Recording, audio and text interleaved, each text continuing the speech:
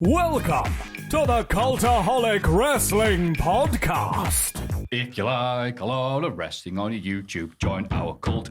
Hello, welcome to another dull, unexciting, nothing happening week in wrestling discussion and news. Oh, it just never happens here. We have to make up the time somehow, don't we, lads? Yeah. It's the Cultaholic Wrestling Podcast. You listen to the dulcet, sarcastic tones of Maffew, the lovely, energetic, and always up for it tones of Jack, Hello. and the informative and explorative, fantastic, wonderful tones of Ross. Hello, Maffew.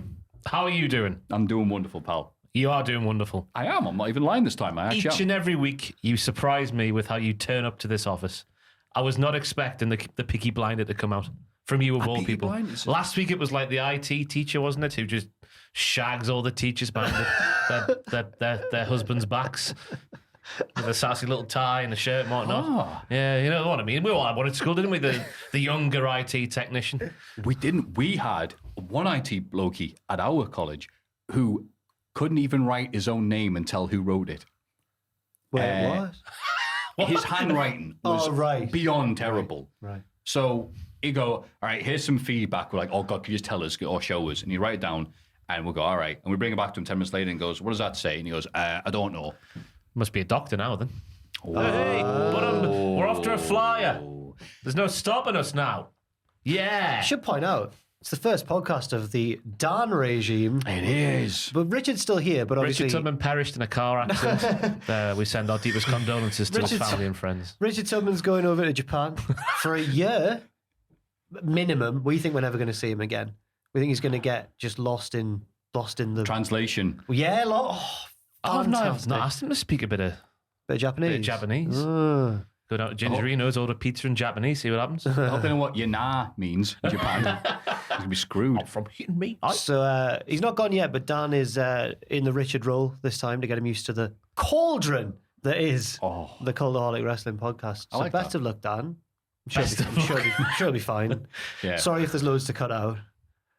There never is. We could No, we normally talk do these about- podcasts live because Yes. we're professionals. Yeah. Why haven't we done it yet? Next question. How you doing, Jack? So I'm all right, thank you. I think that we need to explain, because a lot of the comments on last week's podcast were about Vince stepping down. And our big question was, what happens if Vince leaves WWE? It was slightly different. But even if we'd recorded this podcast at our old time of Friday morning, we would still have missed that news. That was very much a Friday afternoon bit of news. Again, wrestling news never stops, but we have to put this out sometime during the week. And it needs to be edited and put together. And we do everything. like to think, you know what's going to be the worst time to put out a podcast? We all put our heads together and think, yeah, nothing's going to happen right Well, now. no, this is that because people, it's been a long standing thing with when we record the podcast, obviously, and the curse and all this, and people say, why don't you do it this time? Why don't you do it that time? We've assessed every single hour of every single day of every single week. And a Thursday is the one that doesn't conflict with the other stuff we do each and every week. Otherwise, if we're doing it on a Monday, on a pay-per-view weekend, we couldn't do the podcast on a Monday, for example. yeah. So we've considered it all, dear viewer. Yeah. We haven't left any stone unturned.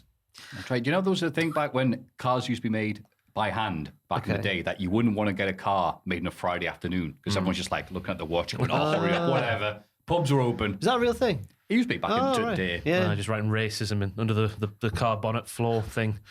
Well, it's also an episode of Top Gear where they found like graffiti in Oh, yeah. I forget what factory they were at, somewhere in Birmingham, I think. Sounds all right. Yeah, that's just what they used to do back in the day. Aye. But let's waste not a minute more going on to the big news of, last week. But Last obviously week, it's going to be the impact. Well, either everything's going to happen or nothing's going to happen, as seems to happen with a lot of wrestling news. Vince McMahon steps down as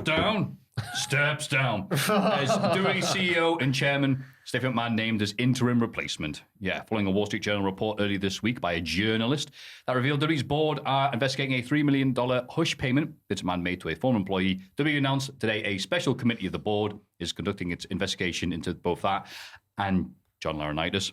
Immediately, Vince McMahon voluntarily stepped down as WWE CEO and chairman of the board. And then Stephanie McMahon has been appointed interim CEO and chairwoman.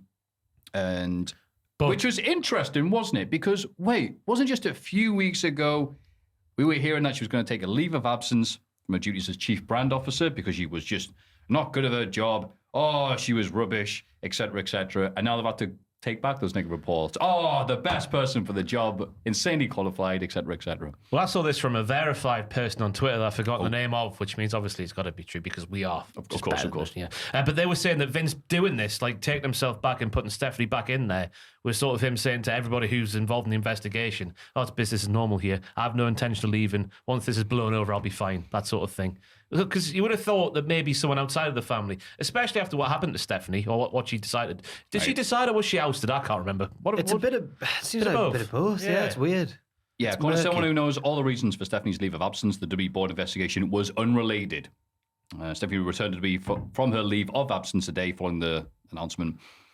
And that's all we know so far. And then there was a report from, I want to say Pro Wrestling Torch maybe, who said that apparently backstage everyone's been well impressed with Stephanie because she wanted to take time off. She's been forced back in, but she's handling it very She's well. all grown up now when I'm listening and learn.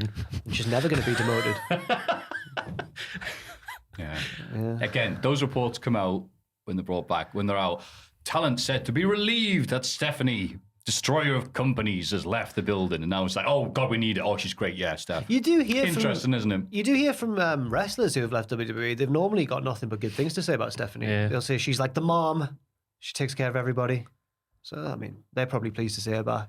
But how long? We don't know what's going to happen. It could all change a week from now. That's Or interesting. hours from now. Yeah. It's like Cornette is the only person I've publicly heard say something negative about the way Stephanie, because you know when she was brought into the creative team in like 2002 or a bit earlier than that, was Well, it when that's she was 'cause- heading it up? And then Cornette was the only one to speak out about this sort of stuff. That was bad because that's when Heyman was killing it with the SmackDown 6, wasn't it? Yo? A little Well, bit that's a before, different- yeah. Oh, sorry. I've got confused. No, because, Steph took over by 2000. She took over Chris, what's his name, didn't she? Oh, Kresge. Yeah. But I thought she then think- took over SmackDown in like 2000, early 2000s or something. I don't know. Dan might be about to have a look for us. God, he does it on without even asking. He's already better than Richard. Type in, who is Stephanie McMahon? All right, never mind. 2 steps forward, 3 steps back. But I was just going to say, like, apart from that, whoever that was who was saying, like, she was not a good thing for the creative team back then, apart from that, I can't think of any standout examples where people have gone, I hate Stephanie McMahon, apart from Scott Steiner, obviously. That's the one. Well, that's it, yeah.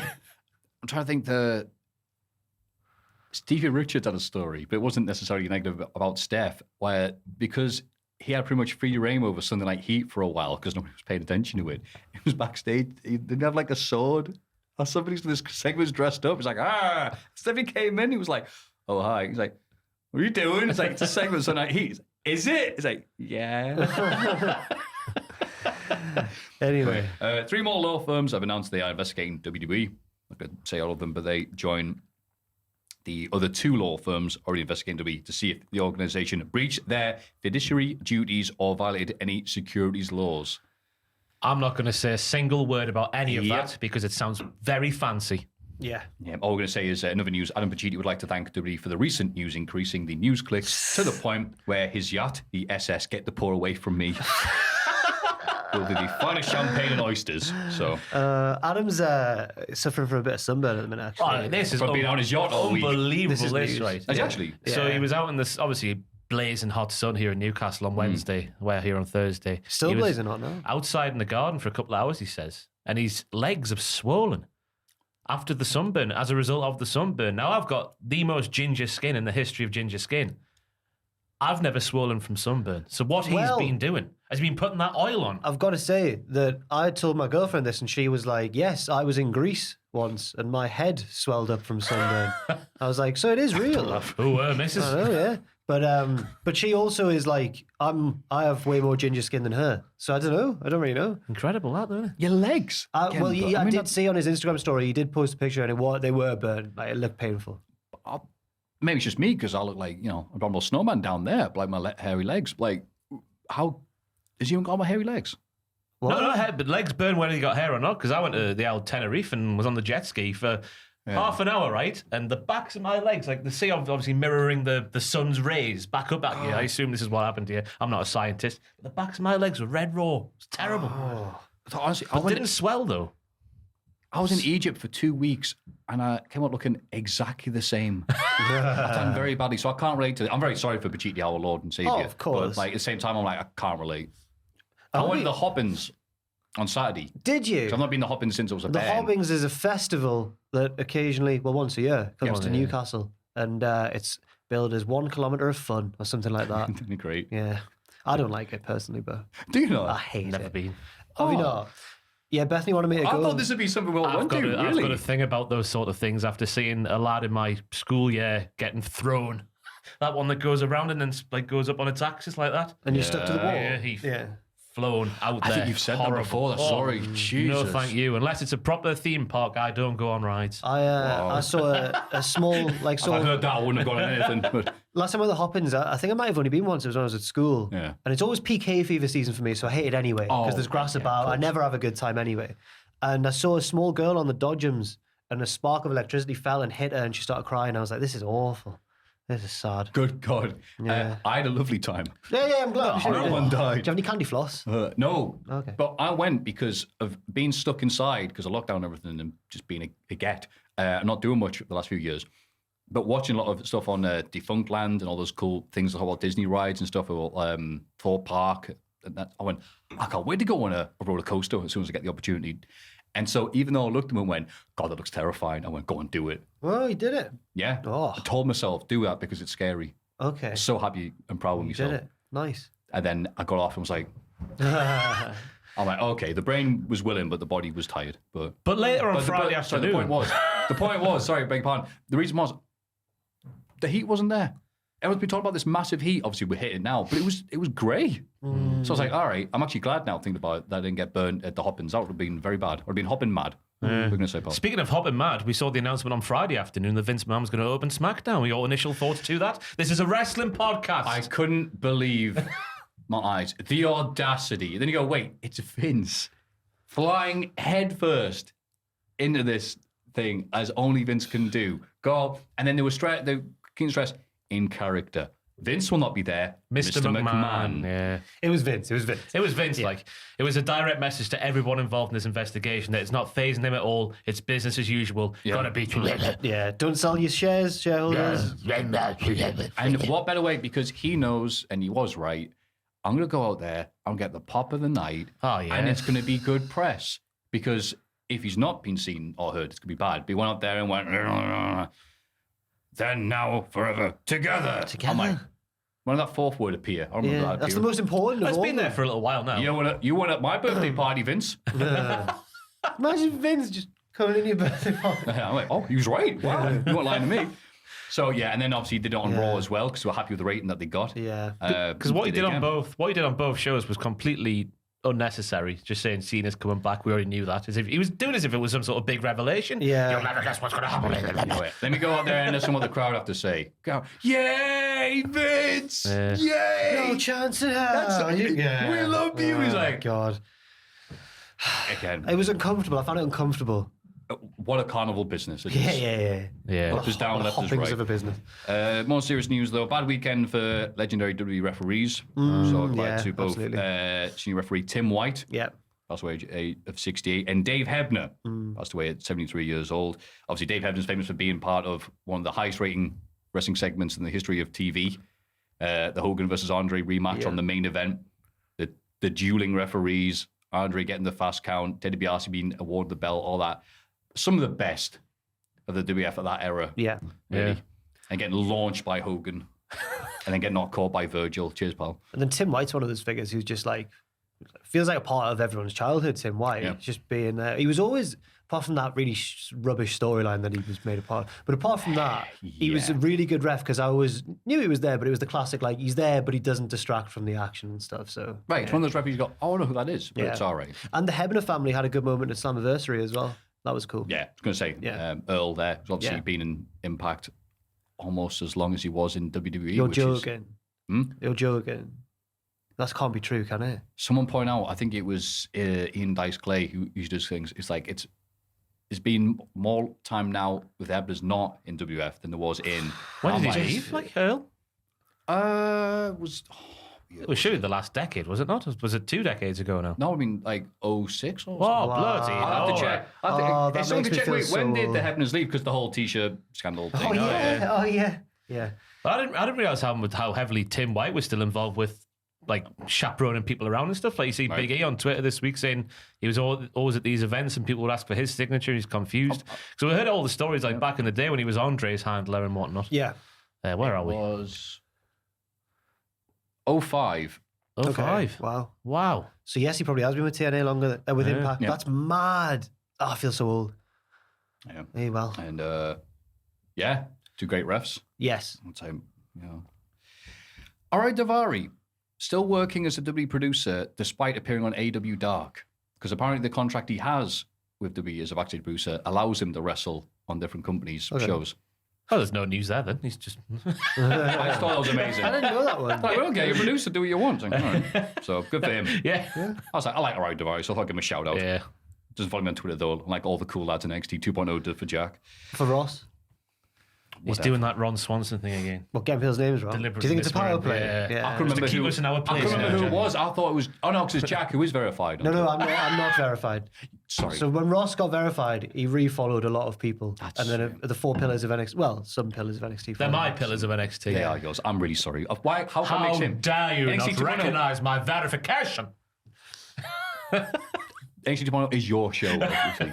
And also some clarification, because a lot of news happened, and we only got them after, obviously, the podcast been recorded. Yeah. The Hardys, and what was going to happen with them in the AEW World Tag Team titles, because there seemed to be a bit of confusion and some tight lips from AEW for what happened. So they were going to be in that 3-way ladder match, but then they were pulled from the match because of Jeff Hardy being arrested and several charges related to a DUI.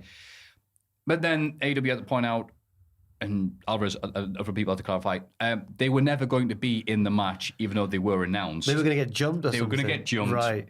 And no, they were not going to be winning the tag team titles. Then they were never going to be involved in that match. But obviously the DUI, but we'll just not use that segment then. Fair enough. Which is interesting, because without that segment, it just makes it look like, wait, you were going to put them in? It is And weird it's though, like, because they did beat the Young Bucks. Like, it did seem like they were getting a push. Yeah. But, I mean, I guess that doesn't necessarily mean they were going to win the tag belts. Yeah. It's very strange, isn't it? Very WWE of AEW to pull. If it is true where they're not going to like advertise something and not do it. They haven't really done that so far, have they? Card subject to change. Yeah. Yeah, but that's a blatant bait and switch. Oh, yeah. And speaking of which, immoral, I would say. AAA also had the issue of, what we're going to do now if the Hardy Boys scheduled to be in the main event. Do you know who replaced him? I do. It was John Hardy, their famous third brother. That's right, Johnny Hardy. Which means that John Morrison is 2 for 2 for Oh my God. being the guy that we didn't want to appear on the show. Was it actually? Johnny Wrestling. Yay! Oh, it's Morrison. He came out as Johnny Hardy. We saw half doing Jeff's. Doing the That mannerisms. is quad. I'm a big fan of that. It appeared, it's from Lucha Blog, very reliable AAA source. Yes. It appeared AAA did not announce Johnny Calabero as a replacement because they knew it would get a poor reaction going to the show. Sorry, what? That's his AAA name. Is it? Yes. That might have backfired because it just gave Mexican fans some time to talk themselves into some big surprise name. We've already been teased. Who's the mystery person going to be? He's the Savio Vega of AAA. Yes. Oh. But I heard word of AAA reaching out to people booked on other shows this weekend and going to get to happen. AAA is just not a show most foreign wrestlers are going to drop what they're going to work, even if it is a main event spot. Triple H's line was they were given a fair replacement, and moving it down from the main event might be an admission that wasn't the case. Oh dear. Why wasn't his name like Johnny AAA? Or as Triple H would say it, Johnny That was a Tom line. Well done, Ross. Learning from the best. He's rubbing off on you, so to speak. Andrade, speaking of AAA, Andrade is not wrestling on AEW's upcoming Forbidden Door because New Japan has asked him not to be on the show due to Andrade working with AAA. Lucha Blog's reporting that CMLL actively persuaded New Japan to get involved rather than people just speculating amongst themselves. It's like, can you say that it's because you don't want it to work rather than us getting the blame? So Andrade, he wasn't happy because he committed to working the 3 Triple Mania shows, but then wasn't contacted that he wasn't going to be off. He didn't appear on the Triple Mania show. So now he's telling AAA, yeah, can I get paid for that show that I took time off for, that you didn't book me on? AAA are like, it's going to leave you on red, mate. So it's good because on AEW this week, they did was it Malachi Black and Penta Oscura? Yes. And it's like, who's going to go to Forbidden Door? Well, I think we know the answer to this one.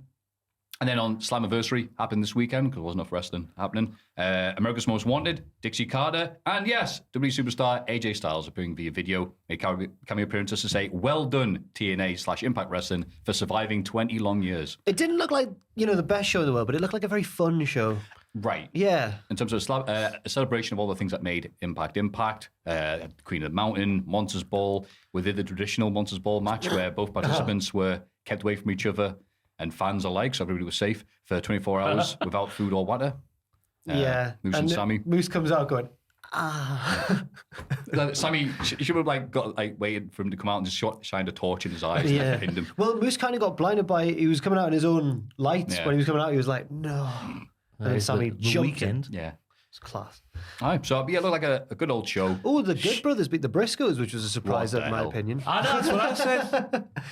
Crazy. So there's an Impact booking we could appreciate. Shout out to Chelsea Green and Deonna Purrazzo as well, because that ladder bump. Oh, yes. I saw fan cam footage from the front row, right next to the tables here, and the camera's there. And Chelsea Green is Deonna Purrazzo puts her arm underneath Chelsea Green, who takes a flat back bump on the floor. Jesus. Yeah. And it wasn't far off from hit the guardrail. Yeah. It was like Matt Hardy at SummerSlam 2000. It was like, take the backwards bump from the ladder. Like, that's great. A few inches that way and you did. Yeah. Anyway, thank you for working hard. Yes. Oof. Kushida returned to New Japan Pro Wrestling. Get it. The time slot made his first appearance at the New Japan ring since January 2019. He's back to feuding with Ishimori, or swear he was just feuding with before he left. Might have been completely wrong there. Probably. Hiromu Takahashi was feuding with Ishimori for a bit as well. Ah, I see. No, there was only like 3 main lads in the junior division anyway. Yeah, Dan, is my mic on? Okay, that's all right. Sorry. I feel like such a prima donna. I was been watching whenever I talk, and I'm like, I swear that's not one. Okay, it is, yeah. Sorry, everyone. Yeah, Kushida, yeah, sorry. It's nice to see, though, the main story... I feel like Christian Bale. The main story coming from this Kushida stuff, though, is that Ike Manjiro hasn't been affected. He's still going my God. all guns are blazing, straightforward, no issues. There's no holding him back. We're going to get to him. He's got a new feud in the works. Cut through them like toilet paper. Yeah. Some people were saying it's surprising that Kushida's not gone up in weight divisions. Oh, he's a little lad, though. You know what I thought that's was... what I thought. Like, what was he supposed to do? What was surprising about this as well, I just assumed after seeing him going back to New Japan, that he'd be going back to Japan himself, but he's not. He's living in LA. He's moving from wherever he's based now, which I assume is Orlando, to LA. Living in America. That's cool. That's pretty cool. He said he's living his dream by going to LA. Oh. And I listen to a few American comedians, and they all say LA is horrible. They're all moving to Tejas now. Texas. Tejas. Tejas. I've said that wrong. I think they're Where's that come from? Where's Tejas? That's what they say on the podcast. They're all sick now. of the comedy scene over there and all the politics. I don't really know. But I hope Kushida has a nice time. I hope Kushida's there like, yeah, this is great. I love the politic comedians. Yeah. They're so funny. No change on the Sasha Banks announcement per se. WWE haven't officially said anything, and John Ross Sapp hasn't confirmed it. But also, no one said, no, she's still here. Yeah. It's, what's that? Cat in the box. Schrodinger's cat. Schrodinger's contract. Yes. But Booker T has... Get him out, God, man. no. Shut up, Booker T. Alison Booker T and everything except his He's had some podcast. career advice for Sasha Banks saying, oh, no, don't join AEW. What did he do again? He left, didn't he? Booker T? Yeah, he left, didn't he? Yeah, he went to Impact, didn't he? Yeah. Shut up, Booker T. Oh, no, my words are being taken out of context. I don't know why he speaks like that now, but he does. Because you're from He is from Texas. He is from Texas, to be Yes, fair, he is, yeah. Yeehaw! Well, he lived in a bin, didn't he? Super Brawl 2000. We learned that. I love that joke. It's your point of reference. That's why he grew up in a bin. Grew up in a bin. That sounds like I'm mocking it now, and I'm not. It's just funny that was... No, it's not. But Booker T, he's had a bad couple of weeks where he's claimed like a lot of his words have been taken out of context when I don't think they have. Have they really? No, I don't think they have. Having to go at Adam Cole's body and that. And... How can... I know. Yeah, but the Sasha Banks one is just so blatant. He's like, no, I don't join them and make the competition of my employees stronger. Employers stronger.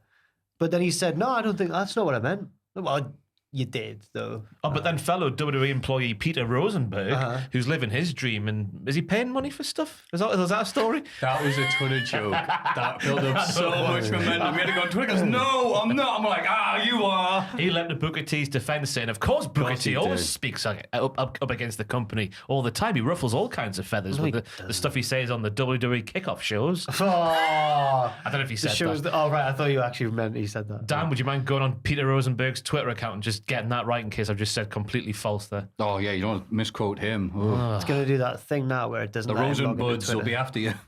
The Rosen Buddies. That's right. Fantastic. What's the That's other a real big one? thing. I was joking. Triple H is Triple H is back at the PC. Yeah. The announcement. I am back. He's like, oh, hi, honey, I'm home. Looks, what have you done to it? There'll be a tweet from this week where he talks about Booker T. But Triple H is back at work. I think Grayson Waller was like, he came back to see the greatest first generation superstar of all time, Grayson Waller. Shut up. It's the gimmick. He's I fine. know. I'm on. He's working me. We'll find out now. Hi there, guys. Has he deleted it? How was someone saying Adam Cole looks, wake you go. Adam Cole looks smaller, controversial take. I really, truly hate this app. Oh, what a butt. All right, He would batter you, Pete Rosenberg, you silly, bald little cretin. The narrative that Booker T is not critical of anything WWE is such a lie. Booker has ruffled plenty of feathers in WWE. Everyone always wants to tell people getting paid by a company that they need to be more against that company. Who actually does that in their own life? P.S. Jack. I pay. Me? What are you on about? Christmas party. Shut up, man. They're good. People loved that period though, didn't they? God. Never a greater little mini storyline than we had. Hey, there's another party coming up, and I'm very excited for it. It's going to be fantastic. There you go. You can barely see the gun off the camera. And finally, Deadline have announced that Zac Efron will star in an upcoming biopic of the Von Erich wrestling family. No, what? Which one's he playing? My little handsome boy, Zac Efron. Little handsome boy will be playing, I believe, Kerry Von Erich. Zac Does it say which one? Zac Efron's like 5'7". What? Probably I feel I sound like Booker T. He's such a small man. Yeah. Adam Cole should play him. Sorry, it doesn't actually say which one he's going to be doing. He'll play all of them. If you're not familiar, Yeah. if you're not familiar with Like Von Eddie Erich, Murphy. they're on the table. Just Kerry, show you by Hercules. have to put a slightly different wig on each time and just take your shoes off for one of them. He'll be fine. He's doing it live. He's having a run between shots. That sounds like it'd be a very sad film, actually. Yeah. By the way, if you're not familiar with the Von Erich story, it's not going to be a comedy. No. Anyway. It would be if we wrote it. Somehow. Oof. More big news. Paige is coming home. Paige, She's yeah, coming in Norwich. home. Yeah. The WAW, because the back. Knights run it. Yes. It's not her necessarily going to be her first post-WWE appearance, but it is her first announced post-WWE appearance. No, she's at StarCast. That's the first announced one. In ring. Well, not in ring. Part of a show, because they've kept it vague in WAW whether or not she is going to be wrestling or not. I've got money on her slapping Grant Holt. That'll be it. Oh, Do you think she'll say this? that. This is for when you left Norwich City. Code. Tell you who else supports Norwich that I found out recently? Anthony Agogo. Yeah, He was he's from that neck of the doing some woods, yeah. weights in Norwich. He's from Felix Stowe. Ah, That's right. He used to play as well, Felix Stowe. Felix Stowe. We're starting to mean to go on. It's the Cultaholic Podcast. That was the news. Everybody get excited for the Cultaholic Hall of Fame! That's everyone's favourite segment, the Hall of Fame. Before we do it, sorry, I was meant to say this at the start of the podcast, but I rang my dad on Father's Day, as you do. That's good. And I was like, hi, Dad, how you doing? All that. We had a bit of a chat. And then he was like, I never watch much of your videos, but... and my heart sank, Oh, no. So I watched a bit of one of the podcasts recently, and I was like, oh, God. But then he was very complimentary about all three of us, especially Ross. He's a big fan of Ross. Dads love Ross. Prefers Ross to me. And the mums do as well. Hello, Mum. And he was like, but he said, on the whole, he was like, it was when Ross was talking about getting poisoned. And he said, That dirty bastard deserved it. yeah. That's what he probably said. No, my dad's from Brockley Winds. Oh, He's a God. South Tyneside boy. He's not a Mackham. But he says Shields boy. But he said have you been doing it for a long time, the three of you, in that setup? And I went, yeah, pretty long now. And he went, yeah, it was just like a normal chat between three lads. And I was like, thank you, Dad. Thank you. So there we go. That's what we aim for. Yeah. See that, wrestling fans? We're not mutants. But I did tell him that. We're real boys. It's great though, isn't it? A compliment, isn't it? The highlight was hearing Ross getting poisoned. No, he thought it was funny the way he told the story, though. But I did tell him that like it hasn't always been this way. Of course. But yeah. Did you plug the first ever watch along rewatch To thing? plug it to my dad. Stay tuned on the channel for more. Yeah. And he went, like and subscribe. He went, all right, like, subscribe. Anyway, oh, that's nice to hear. My mum stopped watching and listening to the podcast. You said. I think, did I say why? Because you said you thought you were living in a simulation. Yeah, I don't think she liked that at all. I wouldn't want my... It's like, I'm not touching that podcast again. I know too much. Who said what, sorry? Well, I forget how it came across, maybe like conspiracy theories or something. It was just like none of this is real. And she was like, do you really think that? Who you said that, did you? Yeah, my mum heard it and she got really upset. I keep on saying this in case she actually listens, but no, I think Sorry, she's just quit. sorry, Mrs. She's Bosch. quit this like it's a bad habit. Yeah. You know what? I'm going to hopefully have to try and quit. Winning the Hall of Fame. Oh. In third place, Limmy's Star Wars theme, 15%. You know what? I can't remember how that goes, and I'm glad because that's Kings stuck in my of the head. Gap. Sorry. There we go. I'll get back right in there. I'd like to give a big shout out to a member of our Twitch community called Senior Sarcasm, who then gave some bits to Limmy to read out a message on his own Twitch stream. And it was a shout out to us. Limmy didn't obviously know who we were. I know. Senor Sarcasm missed a good potential earth-shattering internet moment there by calling Limmy a diddler. that would have broke it there. 'Cause he was a bit like, oh, shout out to them. Billy Connolly. But no, so thank you, Senior Sarcasm. He's also a person who had a big hand in the creation of mine and Owen's Cultaholic FC. So we named one of the stands after him, the Sarcasm stand. Oh, he's earned his keep. Oh, yes. So thank you very much, Senior Sarcasm. Gracias, senor. I'm not even sad that it didn't win because we had that lovely moment there. Yeah. Oh, my God. I'm seeing how close it is. All right. The Chili's. I want my baby back, baby back, baby back, baby back, baby back, baby back, baby back. Chili. Barbecue sauce. 42%. But 42%. You hear that? All right. Hiroshi Tanahashi's air guitaring. 43%. But it's tight. I was sat next to Fraser this very morning, and he said it was tied once again.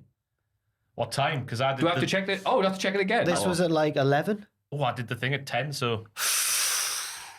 Oh, well, you can't leave it like that. Do we just? Well, no, because we take the result when I take it every week. Oh, You can't just do it now because you've lost at this particular time. It was that when I looked at it. Not only is the news outdated, so the results.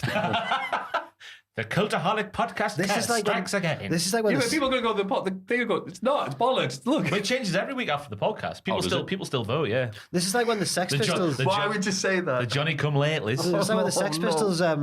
No one knows if God Save the Queen got to number one because it was like the Jubilee weekend or something. Right. But BBC were like, no, the Sex Pistols didn't get number one, but no one knows for sure if God Save the Queen got a number one. Oh, I didn't know. I thought it was just everyone assumed that it did. But obviously they didn't put it as number one. Like, in terms of copies. I think I'm on that side as well. Okay. I think interesting. it probably did get. Or as Disney calls it, the Pistol, because apparently Disney wouldn't put something with sex in the name of the new TV series. Pistols is fine. What does that say about modern life, eh? They'll put big throbbing cocks in Disney films, though, won't they? Yeah, they'll hide them in clouds and What? stuff. Yeah, You all seen animated Disney films. On the Little Mermaid VHS cover, yeah. Oh, okay, right, okay. I'm with you. Is I'm it the with you. clouds in The Lion King as well? Well, Looks I like might have to go see it like you. Sounds like it is. Does It it? is, yeah. Anyway, I love them every Friday night. by 1%, you are the victor. Well I've read done, this pal. name about 5 times. I keep forgetting the name. That's why I keep looking at my phone. I need to Tanahashi. thank All right, Jim Ross, you got this. Mark Zobel on the Patron, one of our Okay. fabled Alberto Del patrons. No. He's pointed out something that we all skipped over on last week's Hall of Fame segment, and that thing that we skipped over is my nomination this week. So thank you to Mark for inspiring me to nominate for the Hall of Fame Adam Pacitti guzzling down horse cum. Well, that's going to win. What's the point? What's the point of the If rest anything deserves to be in the Cultaholic Wrestling Podcast Hall of Fame, it's Cultaholic Wrestling's own leader guzzling down cum, which it did go in his mouth. If you watch one of the replays. What on earth can we do now? There's nothing that's going to... What am I doing? That is awful. That was a nasty sound. Dan was there first hand. He saw it happen. Did you administer the cum shot? He did. Yeah. Wow. What I got in the business for. That's what I got in the business for. Did you do it with the aim of getting it in his mouth, or did it just happen au natural? Just as far away as me as possible. That's fair. That's it. From afar. Yeah, remember the guys saying, come on, climb the horse, kid, make yourself famous. I hated that. I hated watching the clips people sent me because fair play to him, fantastic. I can't even look at clips of that without wanting to gag. It just, the stuff that's on him, I can smell it just It looking still at smelled of stink bombs for a good couple of days at least after they came. It still came in and smells say, in there hey, how now, you yeah. doing? You appear to be wearing lots of cologne and Lynx Africa and all this stuff, and I can still tell that you've had a bad smell on you. It was like 10% bad smell, 90% Lynx Africa. You're trying to hide something. I think he's going to win. How can any of us follow that? I don't know. It's your turn. I started trying to follow Hogan Rock at WrestleMania X8. You got Triple H. My pick for the Hall of Fame requires It's the first time he's doing this, ladies and gentlemen. Give him a chance. Go on, It Dan. requires... I hope my stunt team is ready. A little picture. Can you please bring up my pick, the Hall of Fame, which is the fluffy crab. Discovered off the coast of Western Australia this week, has been named after the ship that carried Charles Darwin around the world. The new species, Lacrimodomia bagel. I'm calling him Jimmy. Jimmy. Crustaceans to this family fashion and use sea sponges and blah, blah, blah. Get the exciting bit. The fun thing is, this is not just a furry spider. It's not just Marks and Spencer's furry crab. This is a sponge crab that wears a little hat. What? That is a little protective hat. The sponge just keeps growing and will mold to the shape of the crab's back. It will never attach. It forms a nice cap that fits quite snugly to the top of the crab. So yeah, similar to how hermit crabs use shells for protection, the sponges help the crabs to camouflage from predators such as octopuses and other crabs. Because predators just walk past, go, ooh, get him. Suits you, sir. Yeah, as I'm wearing a hat today, as I realise, hang on, was I inspired by this crab? I Yeah, didn't you realise have it. been. Oh no. Wow. No doubt someone like John Eiley will Photoshop my Yeah. flat cap on that. Or your face just in the middle of the crowd. Oh, no, don't, no. We'll edit that bit out. Don't say that. Jack. The sponges can be bigger than the crab itself and also provide a chemical deterrent. Some of the compounds that these sponges are producing are very noxious, rather like the horse semen that Vegeta injects. What's that doing on that? Oh, yeah. Stupid. Get it spreading everywhere, that. So this is the new type of furry, fuzzy crab that's been discovered that wears a hat. Tell you what, Not just to look good, but for protection. I hate you so much. Do you really? Yeah. Why do you keep on nominating rubbish animals? Because they keep on winning. They do Jack. keep there, to be fair, they do. Give the public what they want. The public what they want. I was on board The with public. Hank. I was on board with Hank the Tank Oh, we love Hank the Tank. because I bought the T-shirt and everything for Yeah. Hank. But then the turning point for me was when you ridiculed Andrew's cat nomination. The cat that was a train guard at the train station. Why was that? That was just professional jealousy. Okay, right. It's a good pick. But now the crab's not even a cute animal. That's not cute. Yeah, why have you nominated this fairy crab? What's is it just the hat? Yeah. First of all, we're still discovering new species. I think that's an amazing thing, legitimately. That Oh, it's new? We know. Yeah, this is this week. This discovered. Oh, fair. Right. This so isn't I'm- just I like this crab. It wears a hat. This is a brand new this week. We know more about outer space than we do the majority of the sea. The sea, yeah. Because of how hard it is to get there with the pressure. I'd and like everything. to take back the bit where I said I hate you because that is. You can still hate me. That's That's all right. astonishing because I love you. crabs are canny old, aren't they, as a species? They're canny think old. so, yeah. Must be, Aye, yeah. a fair few decades now, so to find a new one, that is quite remarkable. Yeah. Yeah. Oh, Like fair Bobby enough. Lashley.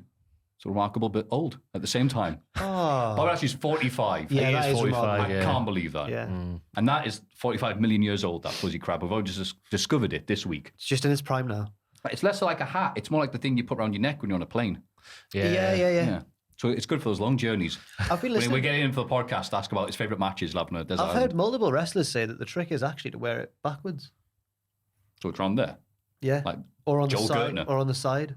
Yeah, whichever way you lie when you. Oh. I've never yeah, tried- because you can't. Yeah, it's really I've hard not been to on a sleep long that. flight to try it since though, so I don't know. I have to bear that in mind. Thank you, Jack. I'm not. I can't You pay vouch the for it myself. extortionate fees that all the airlines are charging now because everyone wants to go on holiday. Aye. Yeah. I'm gonna get up with the Times and get one of those new ones that I follow. Those Instagram page where it's like surprising finds on Amazon that you must buy. Blah, blah, blah, blah, blah. One of those accounts where they have an affiliate link because they're dirty, horrible people. Yeah, it's one of these ones where you pump it up on the plane. It's got like holes and it's got a face hole there, so you sort of lie like that, and it's like a big triangle. So you, just you know- you fall asleep like that? No, you put your arms on your table. And then Oh, through, oh, two, on the table, right, through right. two holes at the side like that, and it's Yeah. got a face hole there to sort of put your face in, Yeah. and then you'll fall asleep that way. Wow. Fall asleep Oh, like that. Yeah, it's like on the plane though, strange. not in your bedroom. I feel like I'm in Barrymore's pool or something like that. Just whatever. Oh goodness! Took a second for that to register there. Oh, Yeah, sorry. yeah. Wow. Bloody I'll hell! see you when you get there. We've gone from furry crabs to that. Yeah. Wow. Well, they're both cool things found underwater. So, It's the duality of math. yes, certainly is. My little fuzzy crab wearing a hat thing. No, fair enough. Jimmy. Jimmy, the foot. No, enough of that. What have you got for us, Jack? That isn't horse semen or hat crabs. Well, it's a weak week for me. It's not a strong one. But I might go for Grado's bum bag, which I once gifted to Ross, but have now ended up with still. Have I you don't know still why. got it? I've got it, yeah. Bloody hell! But I'm gonna make use of it. It's a Finally. nice leather one, like to be fair. I don't know why I ended up with it again. Because I gave it to you. Stole it from him, didn't you? I'm sorry. Well, Went through his bags. No, Grado left one at a show once, and I tweeted him saying, "You've left your." I remember going over to Noam Dar and being like, "Grado's left his thing," and he was like, "He always leaves them everywhere." What's he like, eh? I know. So I tweeted Grado and went, "I've got your bum bag," or fanny pack, as Americans call it. And he just tweeted back, "It's yours now, Jack." And then I gave it to Ross because he was a big Grado fan at the time, and probably still is. I like Grado, yeah. You never hear him anymore, do you? Apart from Panto and being a copper on the telly in Scotland. It keeps on appearing on TV shows. Talks about football on a podcast as well. Yeah, he's bigger than wrestling now. Yeah, fit bar. He's Scotland's Sasha Banks. So I'm finally, after got a good sort of 6 years of having this, I found it again because I've recently moved in with Bethany. I've unpacked everything. Oh, yeah. So I found the bum bag and I was like, oh, bloody, that's Grado's bum bag. And I'm going to see Green Day in Glasgow, fittingly, next week as well. Ooh. And it's going to be hot weather probably. I want to wear shorts, but I've not got many shorts with zips on the pockets. I don't want to be losing stuff. So what are you going to do, Jack? Fraser Porter goes, you should wear the bum bag. I went, I don't want to look like I'm smuggling anything into this event. Oh, you will. Yeah, but he said, no, everyone in Glasgow wears it. All the kids are wearing bum bags in Glasgow. Not round, though. Round. like Rambo or something. Yes, like an ammo clip. Yeah, you know those little square bags now, don't you? They've got the thing goes All around. right. Richard's got one of them. This isn't a stylish one. It's just your basic black one like Grado has. Okay. It's a Grado one. So I'm going to finally get use out of it. So that's nice. But the logistics of Glasgow, like I've only been there once ever for Kenny's Inside the Ropes with Paul Heyman. Oh, yeah. And I don't know my way around. Here is what a bum bag looks like, everybody. Wow. Oh, thanks, Dan. Cheers. That's the way of wearing it. Well, that really yeah. cool dude doing it looks... Yeah, he looks cool. Yeah, Yeah, but When I'm sweating. he's going to offer us some sort of All right. narcotic I'm drug worried here. that I'm isn't going to it? look like I'm offering. Hey, carry, I'll give you 3 for a tenner. But apparently, As the price. so I'm staying fairly central in Glasgow, but the venue is in a park in a place of Glasgow called Govan, which I've been told by Fraser is like a bit of a sort of a walker or a biker, I think, the equivalent of. It's where Ibrox is, right near Ibrox, the Rangers ground. Oh, okay. Yeah. But so I'll just go with my Union Jack flag now. I don't know. So I messaged Jen. I was like, how do I get from here to here? And she just told me. And I was like, fantastic. So I didn't know whether to nominate her or Grado's bum bag. Whichever one's more useful on the trip. I'll go Grado's bum bag. But I feel bad for, like, Jen was a close She's second. not offered to meet up with you. Yeah. Oh, all right then. But she is working that day, so it might be later on. I thought you were going to say, I said, Jenny, you want to come? We're going to Govan. No, I think she said we should meet up later on, but she is working. And it depends when the gig finishes and all logistics and that sort of thing. Of course. But Grado's bum bag with Jen a close second is my nomination for the Hall of Fame. What? She's going, oh, but Jen's great, but... But she's not as good as the... She's not as good as a bum bag. It's going to be really handy, isn't it? It is. I'm going to get to the end of that gig and be like, oh, I'm glad that I brought this I bum want to hear a bag. report after Green Day, like how useful that bum bag was, because I'm like you. Sometimes I can't put everything I want to carry in my pocket. Especially if so I it's a look bit like, come on rowdy. here. When Basket Case comes on, my phone will be over there. Yeah. So yeah, it's Green Day, Fall Out Boy and Weezer. More looking forward to Green Day than Wow, the other that's two. a good- But Weezer are class live as well. Fall Out Boy... And we are like hit and miss live. Say it ain't so. Oh! Tom Campbell. Da-da-da-da-da-da. You've put that in my head now. Maybe see- trying to make a joke. I saw Weezer at Leeds Festival when I was like 17 and they were unbelievable. Oh, okay. Really good. So I'm not sure how they'll be. Fall Out Boy, I like a good few of their albums, but live I'm not that. I get you. Green Day are like my favourite band, so Lovely. yes. Sure, that'll be good. Grado's bum bag. Grado's bum bag. So that means I'm not going to be on the podcast next week, sorry. Oh, no. Yeah! Jack started. Yeah! I'm sorry. How dare you? Oh, wow. Well, Well, I can't know wait to who's see the results of replacing me. that. Who is it? I'm not going to tell you. Oh. Wait, it's either one of... Oh, wait. Johnny Cultaholic, what are you doing here? Imagine if he was just there, just in sunglasses, motionless. Just That'd be great. Well, Hey, I love Green Day. It'll be a T or an A, I reckon. Not T a or- T and an A, a T or an A. Oh, you think that's who's going to be replacing me? Aye. I'm not going to say. Or is it an S? I'm not going to say it. Or is it Albert? I'm not going to say. I'm looking away now so that I don't give anything away with my eyes. Or are you looking directly at the guy who is? Yeah. I can't see Replacement. anyone at the minute. Oh, fair enough. But Jack, time has come. So, those 3 picks are for yours and yours only. If you're at patreon.com/Cultaholic, they are Adam Pacitti guzzling horse semen.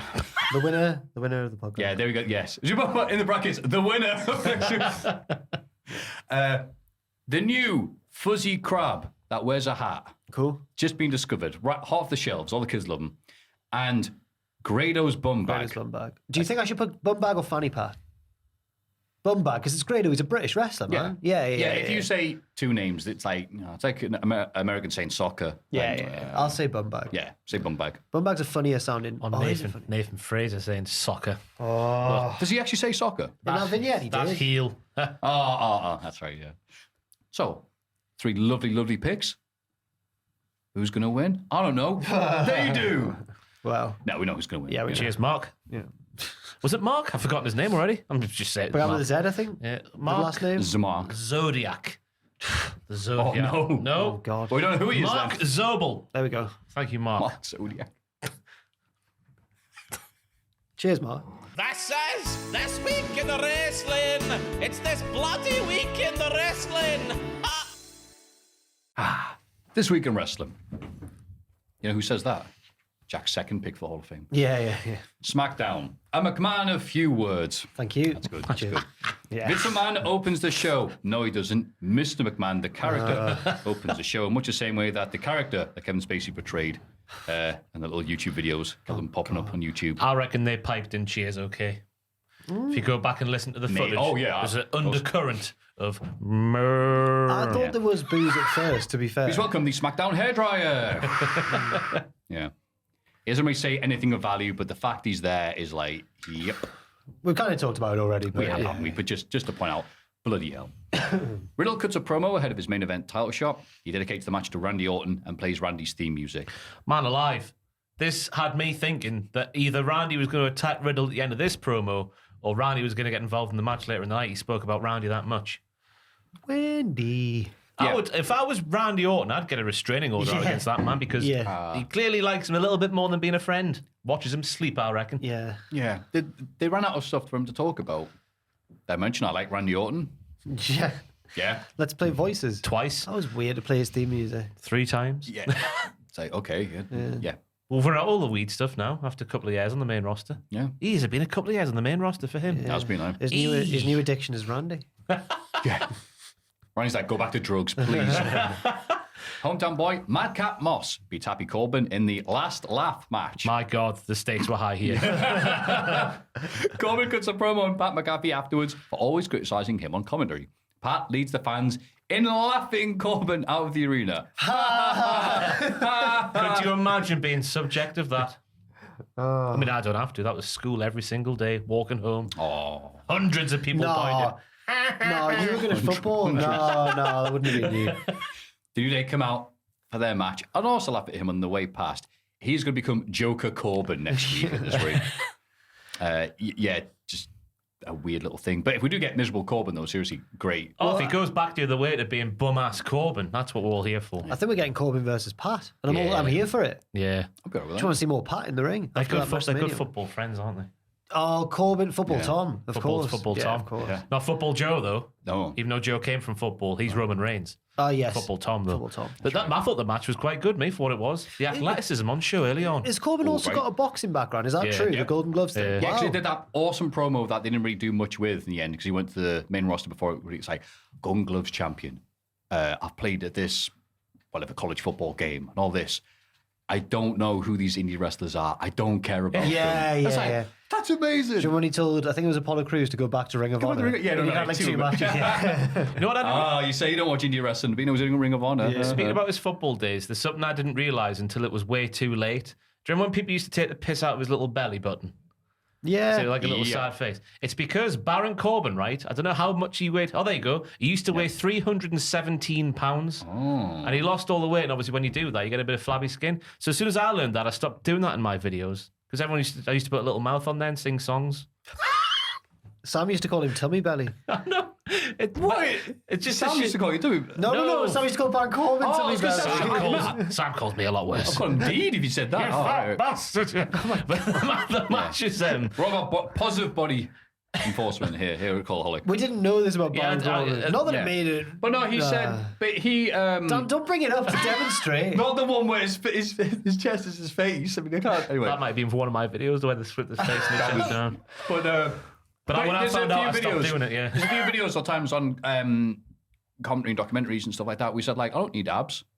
Fair play. I have money over abs and stuff like Aye. that. And, well, yeah, if you're 300 pounds, that's going to be a hell of a thing. Obviously, we're 3 prime athletes, so we know, get, right? yeah. So Yeah, you know what? I'm doing my best to not to about people's whatever. job. And, you know, when I see someone with a receding hairline now, I don't laugh because, well, I'm got invented you should walk down the street going, look at him. Look at that hair. Baldy. I'm like, no. There was a couple of highlights in this match that go back. Oh, yeah, good, Madcap athleticism. Moss Yeah. round the ropes, and I don't say this lightly, like Giovanni Vinci. Wow. Oh. Really, really fast. And then Pat on commentary saying the big, muscular, bronzed, sexy one is 2-0 over the big, tall, bald, stupid one. Was a nice highlight on commentary for me. What, but was it like Giovanni? Was he going, no? Oh, big I kind time. of want Pat to lose. He's been really mean to Corbin. Corbin Yeah. did nearly end Moss's career in kayfabe, though. Send him to the Moss Ben pit. Moss got him back. No, he did, yeah, it's true. It's true. 2 wrongs do not make a right. No. Or do they?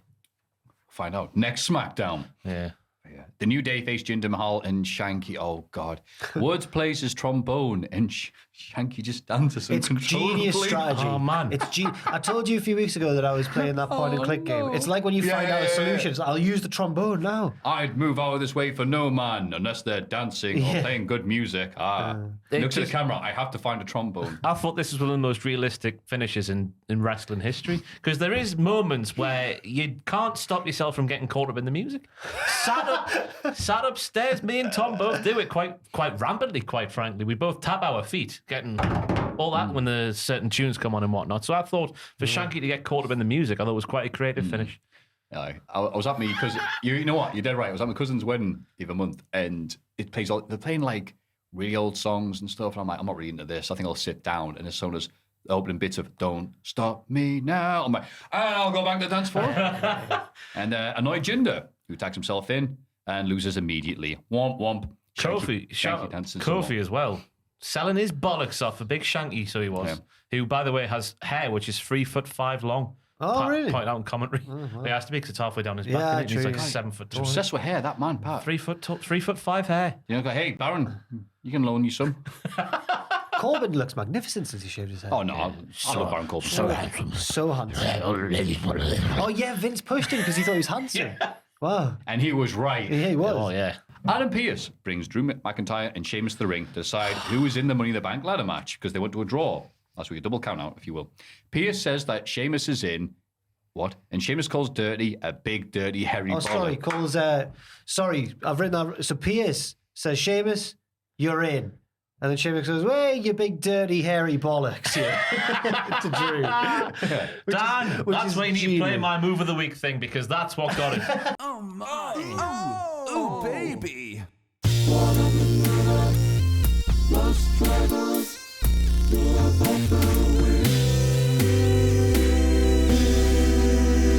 Sheamus appearing on WWE television here in the year of 2022 and saying, "How does it feel, Drew, you big, dirty, hairy bollocks?" Unbelievable. Really, really good. Sensational. Really good. Drew beats Sheamus up, but Pearce reveals that Drew is also in the match. Drew celebrates by claymoring Sheamus and taking his top off. It's a good day for him. Yeah, he had a nice, because he claymored him and then went, "Whoa, look at my sexy body." I'm feeling like I know that Shanky. Ross has some thoughts on Adam Pearce's performance here. I thought he was manipulative, is the word for Yeah. Adam Pearce. To structure a sentence like that with a volatile Scotsman with a massive cock in the ring like that. I mean, a massive sword. To do that with him around, I thought that was irresponsible behaviour from Adam Pearce. But that doesn't get away from the fact that Drew McIntyre is still, at this moment, I don't know how many weeks we're in now, but he's a pissy, moaning little bitch. I hate to agree with you, Ross, Oh, but he is, yeah. you know, it's not good when someone calls you a big, dirty, hairy bollocks and people go, You big, You have dirty, been. hairy ballad. Just because you're not getting your own way, Drew. You big, muscular man. tits and I whatnot. feel so bad. This isn't Drew the person. This is Oh, Drew's no. character, obviously. yeah. But I feel bad for Drew the man. Because just a few years ago, he won the Royal Rumble and there was footage from in sports bars and that of people losing their minds. And then the pandemic, and he missed his big moment, man. I feel bad. Someone should put the video clip of Sheamus going, "You big, dirty, hairy bollocks," on that thing that got Meltzer. When it was Will O'Connor. Yeah. Because it's footage of like... It's true, yes. The original... He It's like, heard in closed-circuit TV across Glasgow. it's like a goal being scored, isn't it? That's the real yeah. one. But Meltzer thought it was when he reveals the short pants and I that. love that. Oh, Dave.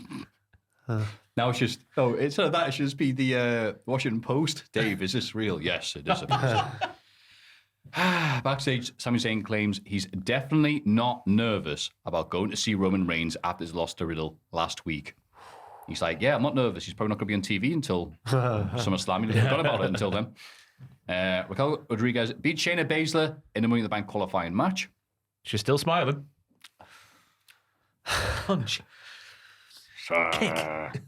I thought Shayna with the ankle torture in the turnbuckle was a nice reminder of who she is as a lady.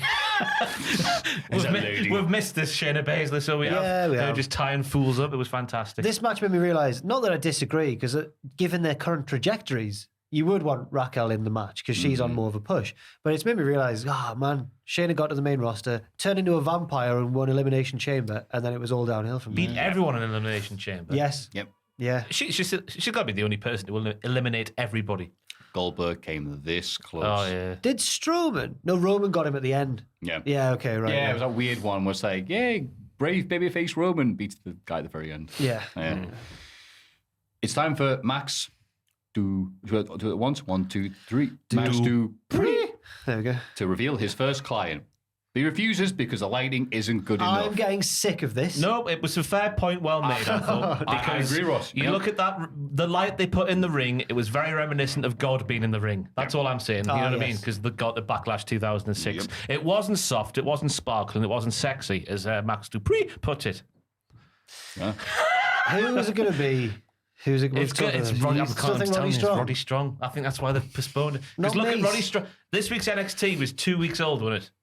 Yeah, I was surprised. I wasn't aware they were doing this much pre-taping. But Roddy Strong's hair, then 2 weeks ago, on in the future. Why He's suddenly a foot taller. It's weird that when like Impact do TV tapings or whatever, there's always spoilers that come out. But weirdly, NXT. People don't want to be spoiled. It's all these journalists getting paid I think by. it's because none of the crowd are real. They're all plants. I think that's why. We're all paying to be there. Yeah. I love it so much. Yeah. We don't want to spoil anything. We are in big dick. There was a big thing here in this promo from Max Dupree. Sorry? It's not like we're in big dick and he stopped saying something. Did I? We're in big dick. We're in big dick. We're all big dick. Dupree saying to Adam Pearce, you will fail to titillate the juices of their guilty pleasure by restricting the models from us. Why are we being told that we just like big muscles?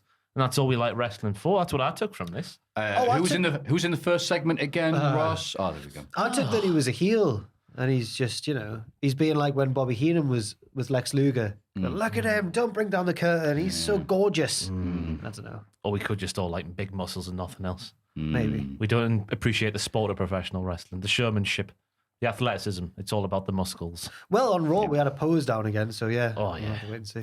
Maybe we do. Yeah, it's like that sell from me. Backstage, Ludwig Kaiser brags about Gunther, who does like muscles. Because bloody hell. Oh, yeah, Walter looks Like a amazing. completely different Gunther looks person. amazing. I mean, they both look amazing anyway, but Gunther's transformation's amazing. Becoming IC champion and claims that no American will ever hold the title again. Yeah! Gunther! Oh, no. No. Surely not. Gunther versus Cena. That would be great. I like that, man. Good matchup. Be still my beaten, throbbing Until heart. Cena beats him. Tell me I haven't heard this one before WrestleMania 31. Who do we actually think is going to beat? Ross jokingly said Jim Duggan recently, but who is going to beat Gunther for the... Who's going to be the All-American hero to win that? Who is American in the World Wrestling Federation? Barely any. Happy Corbin. He's happy because he's American. Yes. I don't know. Lacey Evans, Yeah. the true American patriot. The heel face Raw SmackDown superstar. She's everything at once. The whiner. I hope that whoever it is, it's That was not... Jailee's words, not mine. Yes. I hope that it's... I hope it's a while in the future, though. I hope Gunther gets a big reign. I hope he wrestles every single week. And actually defends the belt, yeah. Roman Reigns successfully defends the title against Riddle. No, really. Roman Reigns showed up on SmackDown. Honest. After match, he says that there's no one left to face, but as he prepares to leave, he's interrupted by, all right, let's see. Everyone's dead or injured. Cody Rhodes, dead until next year. Randy Orton, dead until next year. Dead? Bobby Lashley on the other show could have had a push, but isn't for some reason. There's no one else. So who do you turn to in these situations? Brock Lesnar! He's back, and he's got a new hat. Lesnar offers Roman a handshake, which he stupidly accepts before being hit with a big F5. Why would you take that handshake? Then Brock takes out the Usos to close the show. Yeah, I think he was going to Maffew.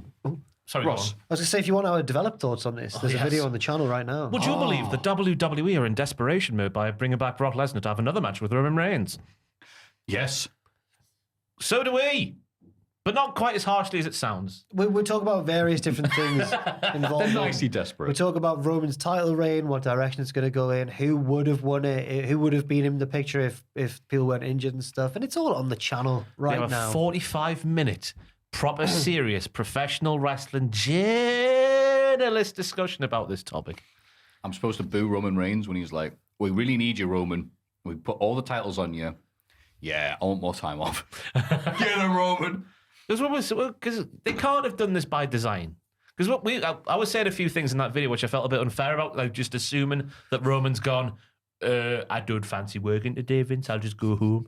I felt a bit unfair saying that, Yeah, but that's not how it works. they can't have put everything on him with the view to doing what they've been doing. That's my rationale for it. He must be doing it.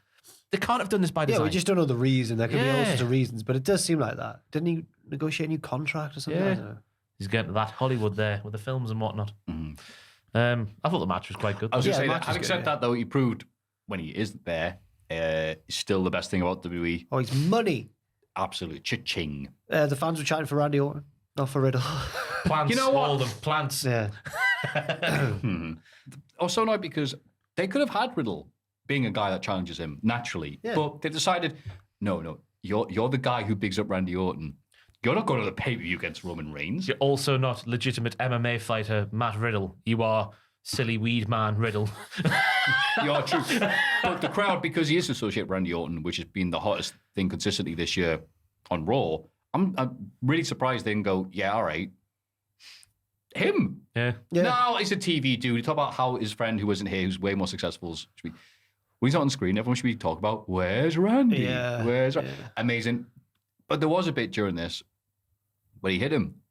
I went, wait, is this it? And, even me being cynical and old and miserable and British, looking at this going, they're not going to have him beating him up. Oh, wait, 1, 2. Oh, okay. All right. I'll tell you why you thought that. It Why was is that? Michael Cole's commentary.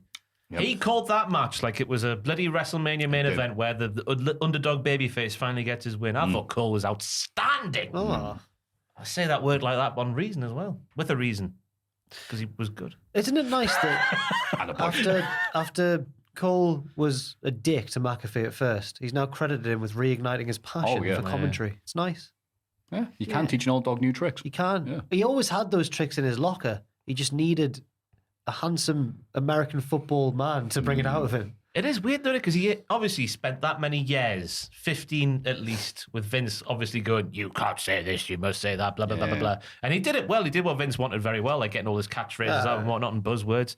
But ever since the move to Fox, what's changed? It must be a network decision to have those two be two good pals watching the wrestling and having a good time. Maybe, yeah. Or maybe it's because Vince is calling stuff, but Cole can't understand what Vince What wants he him to says say. anymore. He did say he's deaf. Is he deaf in one ear or both ears? Cole. Cole, yeah. Is he? Yeah. Oh. The co-commentator of the show's deaf in one ear. I want you. Wow. He's got another one. Well, no, Wait, Vince, Sounds on this awful. move. Yeah, there we go. Yeah. Fill your boots. Oh, I've got my headset on back to front. Yeah. Now I can hear you, Vince. Yeah, look at the shot. oh dear. AEW Rampage. The worst thing that happened to a fish since the episode The In-Between. Oh! Rest look. in peace. Doing good. Thank you. Doing It's good, been a Jeff. right week so far, yeah. You know what? That's got a higher rating than AEW Rampage actually did. Oh. It was a low rating this week. John Moxley beat Dante Martin to open the show, and God help me, I nearly read out his name as Dean Martin. That Big Dean would Martin. be a hell of a match. Yeah. It's the sort of classic someone going up against a member of the what they call the Blackpool Combat Club, where they have a really valiant effort, but Excuse me, but they're just too strong. I'll keep on calling them Blackpool Fight Club. Damn it. It's not that, is it? Potato. Yeah. I thought I liked the psychology of this matchup. Oh, yeah. The way that Moxley was just like, go on then, you do your thing, you little young, soft get, and I'll do the same thing back to you, but it'll hurt this time because you're young and handsome. Regal again, another highlight on commentary. Oh. I'm vexed I'm not looking at you with a bald head, you trout slapper, he says to Chris Jericho. Yes. Yeah. Oh, Yes. felt like Gran had come back from the dead. The most Englishman of all It Englishmen. makes me really proud. It really does. Like a time-traveling man from the 1960s just been dropped off on this planet. And go, all right, just commentate the rest. It's not just all carry-on wrestling either, because he also says somewhere down the line, clotheslines knock someone down. Lariat knocks someone out. That's right. Whoa, what a line. There we go. Yeah. That's what am I class. doing with my hands? No, that's great. Yeah. Regal's a treat on these. Oh, yeah. The flipping Hurricane Rana as well. I think they call it the flipping heck Hurricane Rana. Or is that just one of my things there? I I don't like know. that. Aye. I'm pretty sure Regal would have said that. Goodness me. Good match, though. Oh, yes. Oh, yeah. Lovely psychology. Oh, yeah. Love the psychology. Backstage, Keith Lee isn't happy with Swerve Strickland for eliminating him from the Battle Royal. Team Taz show up and laugh at them. Ha ha ha. They I went. didn't say what Keith Lee said. I didn't write it down word for word because Keith Lee, isn't it? Indubitably. Yeah. He knows. He's seen what people say about him on Twitter. Yeah. He's I don't understand why he's angry, though. I'm with What do you Shane mean? Strickland, me. Oh, I don't know. Oh, yes. I know They're it's in a every row. man. They'll battle I know, roll I every know, man for but themselves. You didn't have to laugh at him after that, though. He got him, though. It was dishonourable. Got him. Yep. All's fair in Love and Battle Royal. Fair enough. We get a video package of the ongoing feud between Death Triangle and the House of Black, which will never end by the looks of things. Pac and Black are set to meet in the All-Atlantic title match at Forbidden Door. If Malachi Black can be Penta, If. which he did, sorry. Yes. Yeah. I mean, yeah, right. But might as well have said it because it's like, yep, I guess so. who does he work for? Oh, okay. War Geordie Pack stealing the show again. I'm telling you now, British people should be the only people allowed in professional wrestling to cut promos. From Sheamus to Regal in the, Well, for the Sheamus first is match. Irish, but British Well, and yeah, Irish, from yeah. these, from this Good bit. save there, Jack. Thank you, Jack. Sorry, everybody. A Go-Go helping out as well. Yeah. And Dark Elevation doing good stuff there. Is he actually back on the commentary there? Is he? He was this week. I'm not sure if he's a regular. Fair enough. But packing this promo, Penta Oscura is going to come. It's going to send you packing back to Dash Netherlands, you strange gangly creep. You don't get that from people from over there, do you? It's just from Dash Netherlands. Dash Netherlands, you strange gangly creep. Oh, good. We love him. Yes. The Acclaimed make their entrance with those ass boys. Yo. Yeah. Max Listen. Caster makes references to January 6th. Yeah. Listen to Pop from Jericho for Yeah, some everyone's reason. waiting for a Vince reference, and then he just does that, and everyone and, goes, "Ooh!" and then signing an NDA. Yeah, so yeah. what does that mean? We don't know. Caster teams up with the Ass Boys to beat Bear Country and Leon Ruff, now known as Leon Ruffin. It's an He loses. Remember from NXT? Leon I Ruff do. was there. Yeah, he was Right. in the match. I must have. How underwhelming's that? It was like also in the ring. Bear Country and that lad who was NXT. North American American champion. American He title. beat Johnny Gargano And or one of those someone. bad jokes Yeah. that we never got the punchline or No, payoff it was for. really funny because he would try and tie the belt, Like that- but it would fall down because he's not. An underdog winning against the odds is great. An underdog doing it and still being an idiot. It's Yeah. like, no. It's whatever. I'm glad you lost. Oh, it's not his fault. Yeah, it was. No, it wasn't. Jade Cargill retains. He should have put that thing round. Like Glaswegian bum bag. like my That's right. Grado's bum bag. Exactly. My Grado's bum bag. Yeah. Good. Jade Cargill retains the TBS title against Willow Nightingale. The baddies beat Willow down afterwards, but Athena runs in and takes out Kira Hogan. Cargill prepares to hit Athena with Jaded, but Chris Statlander makes the save. My woof woof move of the week it's a really simple thing here, which I like those things, not very complicated. Dan's writing it down as well. You might do a thing. Yeah. You might do a Okay. thing. I'm not even sure these are bits yet, but Jade on Rampage running the ropes with Willow both going around the ropes, going that way, her going that way. And then Jade just stops. So then Willow just flies through and does nothing. It was so nice and simple. There's nothing complicated. It's like, and she just flew. It is very Just good. a lovely little simple bit that worked really well for both characters. I liked it, and I do like Willow Nightingale. She's a tremendous natural baby face. Everyone's been saying, she did like one backstage promo last week, and everyone's like, she's very likable. I like her. And she's good in the ring. But this was the first of so many of the same segment this week in both AEW shows, which is the heels are beating you down, but here's a bit, and then another one from that team, and then another one from this team. And especially when the New Japan lads start getting involved, I was like, we're seeing this segment again and again, just with different people. I wasn't the biggest fan of this week's AEW, unfortunately. You're not alone in that regard. Okay. But someone did a double underhook face buster who I didn't write down. I assume it was Jade. A pedigree. Pedigree? Whoa. But Excalibur calls it a double underhook face buster. Just call it That's a what it pedigree. technically is, I guess. Yeah, just call it pedigree, though. Call it Isn't it? pedigree. Or the Seth Rollins guy, do you get it? Called the hand. You get it. Winks to the camera. Do you remember Peyton Royce used to call her finisher the? Oh. It was so funny. It was so good, and it was like one of their backstage was just like, oh, then I hit you with the. Oh. Darby Allin beats Bobby Fish in the main event. Fish and Kyle O'Reilly beat Darby down, but returning Sting makes the save. Oh, this was an exception. I enjoyed Sting coming back, obviously. Darby pulverizes Fish's leg. Sting is obviously younger than Bobby Fish, so fair play to him. Yeah, Darby Allin getting some measure of revenge against when Kyle O'Reilly's beating him up. Yeah, yeah. Nothing. Kneeing his face off. And then, dealing with Sting, who's back. He said he was going to break Fish's leg, and he bloody might have done. Oh, man alive, that was brutal. Oh. A coffin drop off the second rope with a chair wrapped around a leg. Oh, how'd you fake that one? You can't, can you? Yeah, but for Darby though, like, I'd rather be Fish in that than Darby. I think. I think I battered this fish. But I think Darby either owes Bob some money or has stolen one of his garden utensils, because some of the things he was doing to Darby in this match, it was disgusting. Yeah. The German off the apron. Do you think wrestlers enjoy wrestling on the Darby? apron, Like, sorry. who have I got this week? Darby. I'm going to look good. I can throw this lad around. Yeah. Right. When they had Bobby Fish doing avalanche Falcon arrows, the ankle lock straight out of that avalanche Falcon arrow and the pin, the reversal of the Scorpion Death. Oh, but that was a Darby move. But anyway, Bobby Fish he's really impressed me. I can't speak words anymore. He's really not impressed me. You can't even. He's Blown left- away by the offense. Getting hot and sweaty. Oh, God. Oh. Bobby Fish, ding dong. No, he has every time he wrestles, he's really, really good. And it just, why would they have him? I know, obviously, it was all about Cole and Kyle to a lesser extent and Bobby to a lesser extent back in the NXT. But why would they have him be under the radar, that much under the radar? I guess because there's 4. Yeah, I don't know. They yeah. could have still, yeah. It's like when they got Raw in the Radicals. He is a Perry Saturn. He's all right, but when you got Eddie and the other guy, it was like, Dean Malenko. that's well done, you.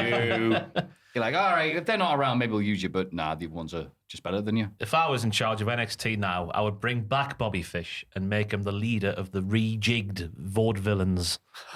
That has got money I would written all love to over see it. Ross's version of NXT. That would be great, because it could be Bobby Fish's school. The School of Fish. yes. And they could feud Dressed with him up as Nemo. They could feud with Chase U. There's only one school here. That Chase you need sorting out, I tell you. I can't wait. After this I week. can't wait. Bloody But Nora. before that, whoa. You put yourself down into Gear 1. Raw. Gonna have to A calm Brucey down after bonus. Bobby. Because I wrote that shortly after learning about Bruce Pritchard getting the new position as John Onto the Laurinaitis' move, old eh? job. God help us all. We missed off the news. John Laurinaitis being the fall guy. Well, who would have thought? Shocking horror of it all. But the more surprising bit to me was Bruce being given another job on top of his job. Because And he's then the only people one were who's saying- qualified for it, And really. then people were saying on Twitter that Vince only knows 3 people. Yeah, because Yeah. these people have been doing it for decades now. So it's Yeah. like, if they got rid of Bruce Pritchard, they'll do the New Day. Who? Because really, like Jim Ross did it beforehand. Well, and the then talent Laurinaitis done it. relations one. J.J. Dillon did it decades ago. Okay. But I mean, Did he'll be trying to use his Filofax, I think, at Did this Bruce point. do it before Jim Ross did? Like back in the day? I'm sure on the podcast he said he did it for a little bit. Don't quote me, but yes. Yeah, So there's only been these people. They haven't got, like the headliners for the title shot, there's no one new to replace them. So of course let's go to Bruce and go, right, you're doing this now. Who else is there? I've read a really interesting bit of, Really? I think it was Fightful's report on it, saying that the talent might not be happy about this because in this infamously... the who might not be happy about it? The talent. The talent. I thought he said Taliban. The talent might not be happy about this because... Bobby Fish has sent me the 6s and 7s and back again. That man. because never thought they'd get a mention because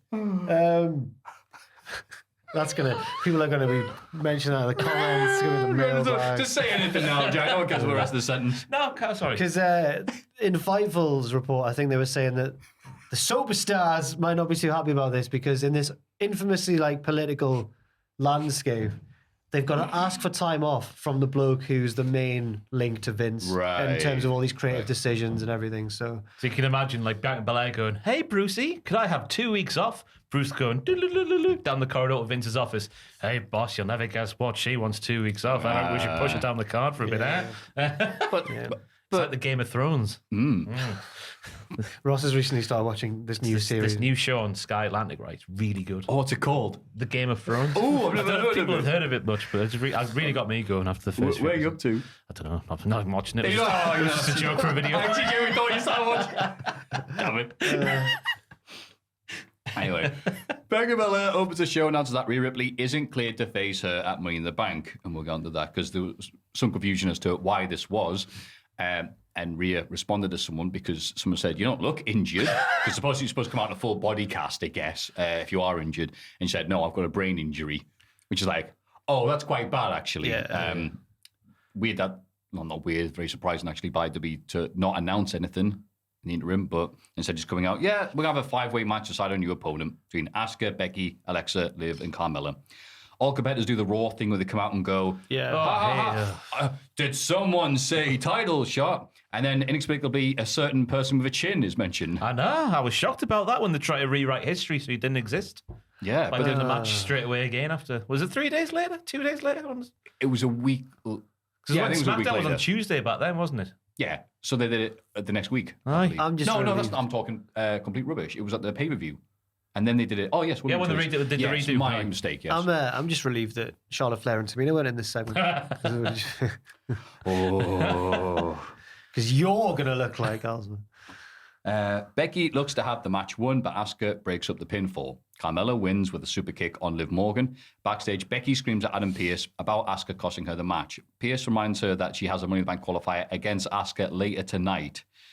Later, Carmella blindsides Belair with a super kick in the middle of an interview because in AEW and WWE, no woman is safe doing a backstage interview. Yeah. But weird that they'd have Asuka and Lynch in this and then also the main event. Oh, no. No? Because it continues from the point I was shot down for making last week. When I was like, the story they're telling is Asuka keeps getting the better of Becky. Even though Becky's the heel, it's normally the other way around, isn't it? With a babyface getting one-upped every time. And then finally they overcome their nemesis. But this is going exactly the opposite direction, week after week. So how's it going to get paid off? Think Becky will win the briefcase? Yeah, but like, who's going to go? The heel's done it. Oh. Yeah, but it's Becky. Everyone likes Becky again. Yeah, No, but I do get your point, though. It is fair. I think that Becky had big Drew energy in this. She's complaining about Asuka costing her the match in a multi-person match. That's just what happens. But she should do, though, because I know she's a she heel. gets cheered, but Right. like officially she is a heel. That is true. That does make more sense. Or that they don't exist anymore. These young kids with their wild dreams of how the business should be. It wasn't like this in my day. No, they're all busy playing Fortnite. Alexa Bliss and Liv Morgan took the piss early on in this match, and I thought it was fantastic. Teddy bear rules for days. Oh, yes. Like being back in nursery. I enjoyed Bianca Belair's reaction when... May those referees work for the money. I enjoyed Bianca Belair's reaction at ringside when Carmella hit the super kick and won, because Bianca was like, okay. Like, she was pleasantly surprised. Like, she welcomes the challenge. And that's what I want to see from my Raw Women's Champion. I like how desperate Carmella was in the match. Because when you wake up on Tuesday morning and say, oh, Carmella's the number one contender, you're thinking, oh, bloody hell, that's a bit uninspiring, isn't it? After her last little while in the company. But then she'd put that sort of performance in. You remember? Oh, she is actually good. She's good, isn't she? Yeah. So and the super kick works as a move to just get a win out of nowhere as well. She comes in with it. I thought it was interesting that Liv... She slapped the leg. Probably. These young kids again. Hey, they're ruining the business. But I like Liv losing again, because I think that's going somewhere as well. I don't know why I think these things, because they never ever prove to be true. But I like to believe in long-term stories and whatnot. This is like, she's the Gabriel Kidd of Monday Night Raw. Oh, yes. WCW's very own Gabriel Kidd. She's finally going to win the big one. That's right. Or the second big one in our company. Yeah. Our company. We didn't run the That's company. right. Badge of honor, pal. No, we didn't. No, we didn't. There's a tier list on the channel right now explaining further. I've got some good feedback from people for that. From who? Because I've had none. Oh, have you not? Oh, people on my Twitch going, I really like doing it because they're a big fan of WCPW. Not and, from wrestlers. I thought you meant wrestlers. No. No, God, no. No, they all hate it. I was expecting a couple of angry messages like. But we did try and make it clear that it's not based on how good the wrestler is. It was based on like how their story went. You know how they are. That's why we were worried. So yeah. have you had any negative feedback from your No, tier list from any it's wrestlers? just been silent, so Ross has been a bit jumpy because of that. Yeah. I was expecting a couple to be waiting at the office on Monday morning with bats. They don't need bats, they just hit the finishers. And here we see Ross arriving early. Oh no, look who it is. Security cam footage. The 300 cameras happen to be there. Vince McMahon cuts another promo. Yes, he does. Welcoming us to this very special episode because it's the 1,517th episode of Raw. It's just taking the piss. And reminding us that John Cena's back next week. We already so we can get the knew. maximum pop. We knew that Cena was back. But he next revealed week. it like that was first time breaking news. Yeah. Everything's like, well, what did Nash say when he was asked about like how was Vince during the story trial? He goes, never sold it. Yeah. It's, No, on trial, doesn't matter. Yeah, he did. He had that. No, I'm joking. I was waiting for that, but apparently that Yeah. little jump he did going down the steps, Maeve. oh, man. He's got to take a bump. I'm surprised his legs didn't snap. Yeah. Snap back, snap back. Riddle addresses his loss to Roman Reigns on SmackDown and says he let himself and who else? Wendy. Wendy. Oh, shouldn't do that. He may not be able to challenge Roman for the title anymore, so now he aims to win Money in the Bank. That makes sense, like a nice, sensible person. He's interrupted by MVP, who runs him down ahead of his match with Omos. Omos wins the match clean to qualify for the bank, and then hits his finish on Riddle again for good measure. You've had your title shot.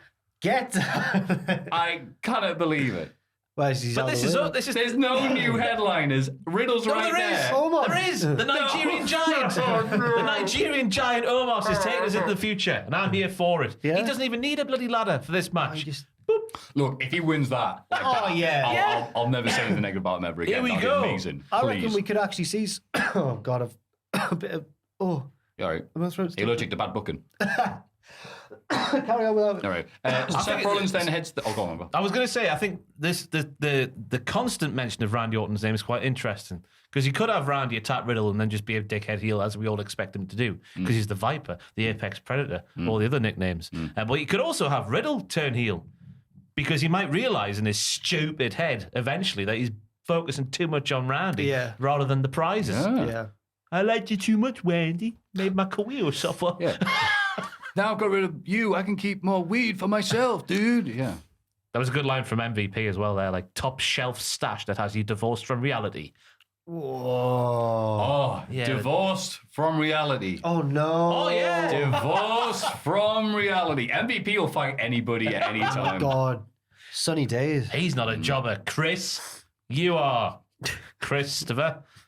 Jericho. Bloody Good on wizard. MVP for not submitting a, completely contradictory report to like the Pro Wrestling Torch or Sean Ross Sapp to get all these differing opinions on what happened. Anyway, Seth Rollins then heads to the ring and kicks Riddle while he's down. Seth cuts a promo laughing at Riddle for losing a shot at Money in the Bank and says he himself will win the briefcase. A weakened Riddle attacks, but Seth hits the stomp. And I'll say this crowd only popped for a few things this week. One of them was Vince, and the other one was Rollins. Wow. Giant pop for him. He's admitted it. Oh, God, I didn't realise that. Really. That's been popular for years. The popular heel Seth Rollins, whatever, like you said, it doesn't matter anymore. But yeah, I think sometimes people think I'm too critical of him, and maybe got a good point, so say something positive. Nice. There we go. He's, For the next 6 he's weeks. great. He's my special boy, and I love him. He's my special He's my boy. special But boy. it's even worse. Again, they had Riddle. He could have done something.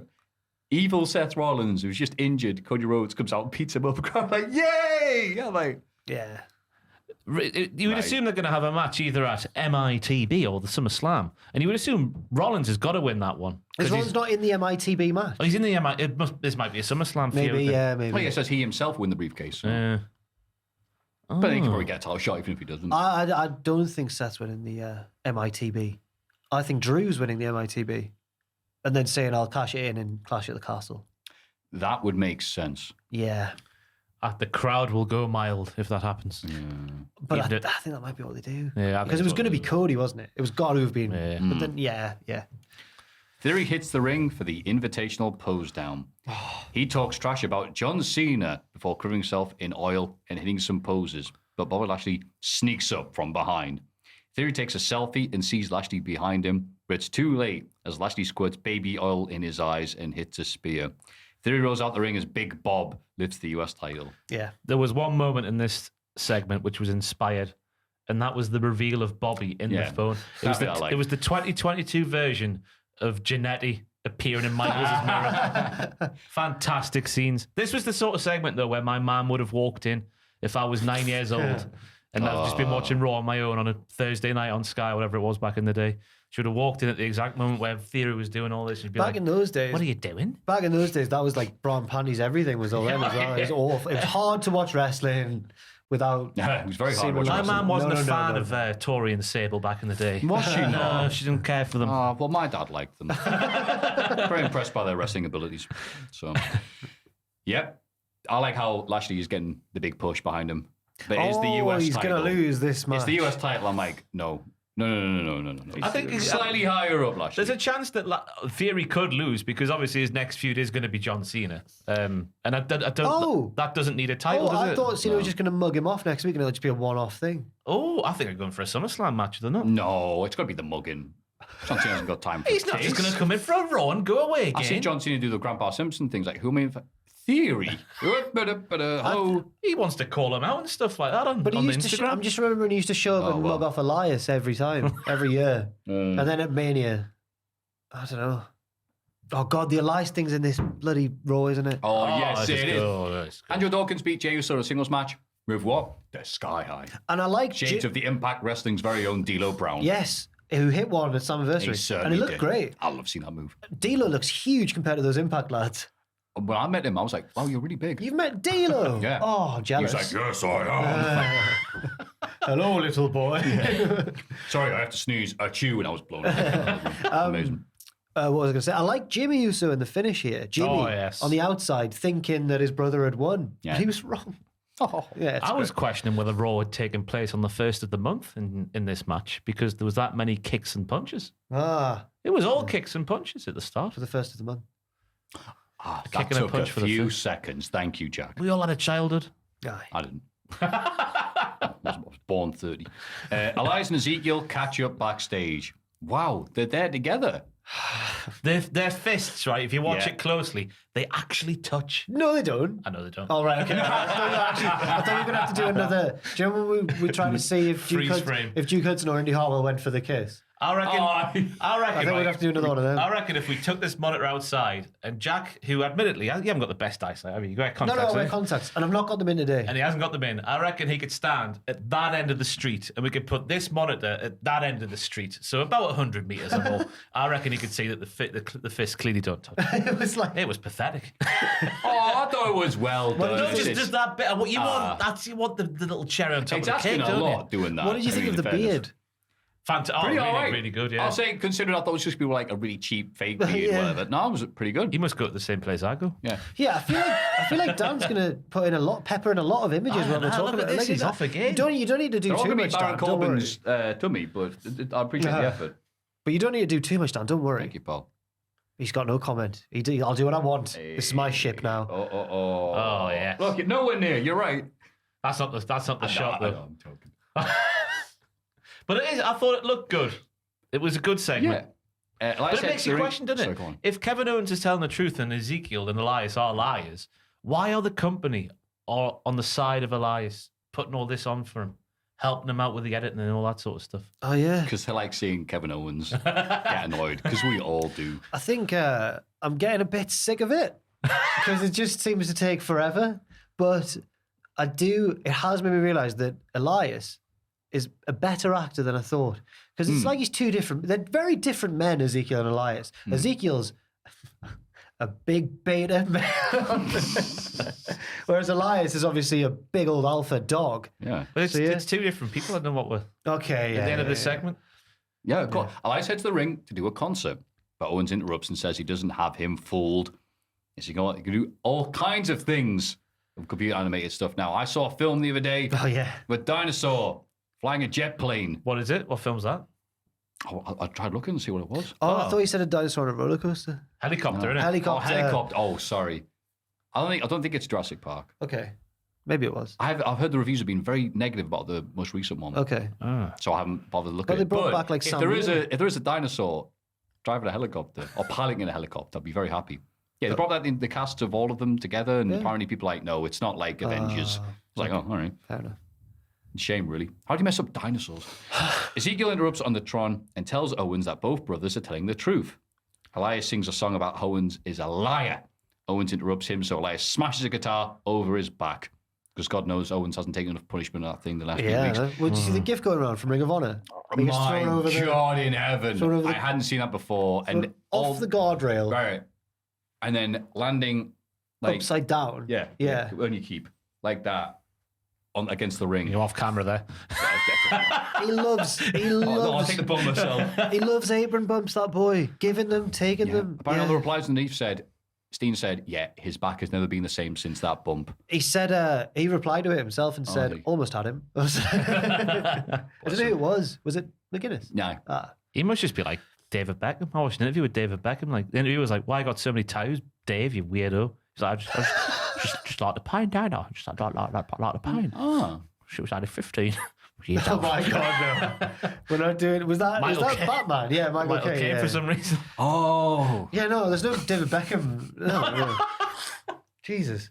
Just because my impressions are crap. But there's evidence now that they're two different people. In the ring, we saw clearly that Elias has way longer hair than Ezekiel. That's right, And he's got a beard and Ezekiel doesn't. You can't fake those. You'll get onto the most conclusive piece of evidence right now. Backstage, Owens demands a match next week. Ezekiel appears and accepts. And then Owens says, I don't care if it's Ezekiel or Elias or the little brother Elrod. Yeah. And he curses out Elrod, who doesn't exist yet. He's there next week, though. Is this the time for a third character to be introduced? Yeah. Okay. How did you see, though, just before I go off topic, because people were running rampant with speculation, Damien Sandow had to go on Twitter and say, contrary to what you may be thinking, I'm not booked for Raw. And then all the replies underneath were, yeah, but is Miz down? It makes you wonder, though, you know, if I guess there is a slither of chance it might just be the same person playing two different people. But if he's going to play a third different person, how did they change up the look a different time to make a third brother? Luchador wearing a mask. Yeah. Done. Easy. Again, these have been stupidly entertaining. Yeah. I don't know where they're going, because when they just have a normal singles match with none of this pomp and circumstance, the crowd love Owens. They love seeing him get annoyed. Yeah. He's like Mr. Wilson getting annoyed by Dennis the Menace. Oh, God, that's a blast from the past, isn't it? I saw a video about how they did a sequel to that. I think it was rubbish. So it's in my head. Why am I talking? You're on a podcast. Yes, that's right. Lashley has to win a gauntlet match to get a US title shot at Money in the Bank. He beats Chad Gable and Otis, but they beat him down before the final part of the match against Theory. And then Lashley still wins an inside cradle to secure his title shot. It was a nice reversal. Get stuffed, Theory. But Lashley and Gable, that's where the money's at. Oh, yes. Oh, yes. And Corey Graves on commentary making it better than it seemed by saying Bobby had to change his tactics because of Gable. Makes them both look better. Yes. Telling these commentators. Wow. I've never seen Lashley do that roll up before off the Theory's finisher. The A-Town down. Peace up. A-Town down. And I didn't realise that Lashley had that nimbleness still. He does. But I think it means he's going to lose at Money in the Bank. Oh, no, we've still got another week. We'll have to wait and see. It's all about next week. Yeah. I think you'll win. Who, Bobby? Yeah. Well, I think Theory will win. No, you know what? They'll change it to Money in the Baby Oil or something. And Money in the Baby Oil. Yeah, the match is Sunday. Who can get the baby oil? I thought Otis was good in this match as well when he's doing his roll-throughs. Has he just learned that to do this week or something and just showing off? He's been doing them for a while, I think. But yeah, you're right. His roll-throughs and clotheslines. Oh, yeah. It's like Vader. Yeah. Yeah, he is a bit like Vader. Yeah. Like a smaller Vader. Just in the ring. Mini Vader. It goes at Royal Rumble 97. It's time for Miz TV. Get in. With TNA superstar AJ Styles. They argue back and forth and end up brawling until Ciampa runs in and lays out AJ. Styles and Ciampa have a very short match, which AJ wins with no hype, no build, no nothing. And then Miz tries to ambush AJ, but he turns the tables and stands tall. Right. So what then? Ciampa's a mystery. What is his motivation? Like, why does he do the things he does? He's a slut. He latches onto those with money. What? Like The Miz. He just keeps doing things unprovoked at The Miz's behest, even if The Miz hasn't asked for them. Maybe It's the like- Miz has, that's right. You know the lads who are in America who, when you just sat there waiting at the light, you see it on certain things on television, don't you? And then they just come over and clean your car and expect money. It's like that, innit? But Yeah, wrestling, but why does he do it? Ciampa's a bum. Why is he doing bum it? ass Ciampa. Also, you're right, with no build. Bum-asso Ciampa. Wow. But you're right, with no build at all, you got Ciampa versus AJ, which could have main evented a takeover or something. Yeah, Monday Night Raw Ciampa is just being a guy, which we all knew was coming, but didn't make it any easier to soften the blow. I do have a question though for you, Dan, to Google quickly. Could you please Google how big are pythons' testicles? Because Miz, in saying how big his bollocks are, saying he's got massive, gigantic python-sized balls. And I don't reckon pythons have that big a balls. no. the No. size He's saying of- his balls are the size of a python. Yeah, but they can't be though, because pythons are long and thin. You don't get long, thin testicles, do you? Maybe it's all curled up. Yeah, that's what I mean, God, if he's got long dangly Down to his knees. I think we're dangling off to something we don't want to go to. How How big big do do- pythons' balls? Look at it's like baked beans. I'm really glad I'm looking at these pictures now. There we go. We'll just say baked beans and that'll do. Beans. Yeah, so that was the reason for that. Yeah. Thank you. So he's got 2 feuds on the go to do with Mrs. Testicles. Good job, Miz. Uh-huh. And Ciampa has not even small testicles to help him with his feuds. Via cuts a promo promising destruction and whatnot. I'll say Well, yeah, I Rey didn't- Mysterio has been moved to the Illumini section of WWE.com. No, he hasn't. What? I got a text saying that. Oh my! Let's Got check it. this And out. I say Via did that. By the Via has a very clean-cut voice. Via? Very well-spoken He's so man. nice. Well, he's been the face in this feud against the Yeah, evil, he has. mysterious, the Rudos. Let him cut more normal promos. He's good at them. Yeah. After he told everyone to get out of the gym that time. That's good. He is That's good. what I was expecting, that sort of voice, but no, he was very, very Scrolling well-spoken. down. We're up to C. WWE's Oh way my of finding God. things We're up isn't to the best way of finding things. I'm glad he's doing it the same way that I do. Okay. K. Yeah, Crystals. there was Cassius Looking Ohno. at the God, Illumini Dakota section right now, Reeves. and it's half of AEW. Oh, yeah. Oh, down what? R-A-R-E. I was lied to.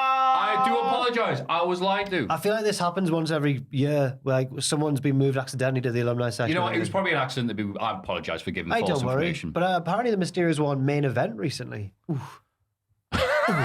Oh, Serves them right for doing breaking the the Andrew rules. noise. Yeah. Who were they? They were against someone quite prominent, weren't they? Yeah, I can't remember. Was it the exactly. Judgment Day? Was it?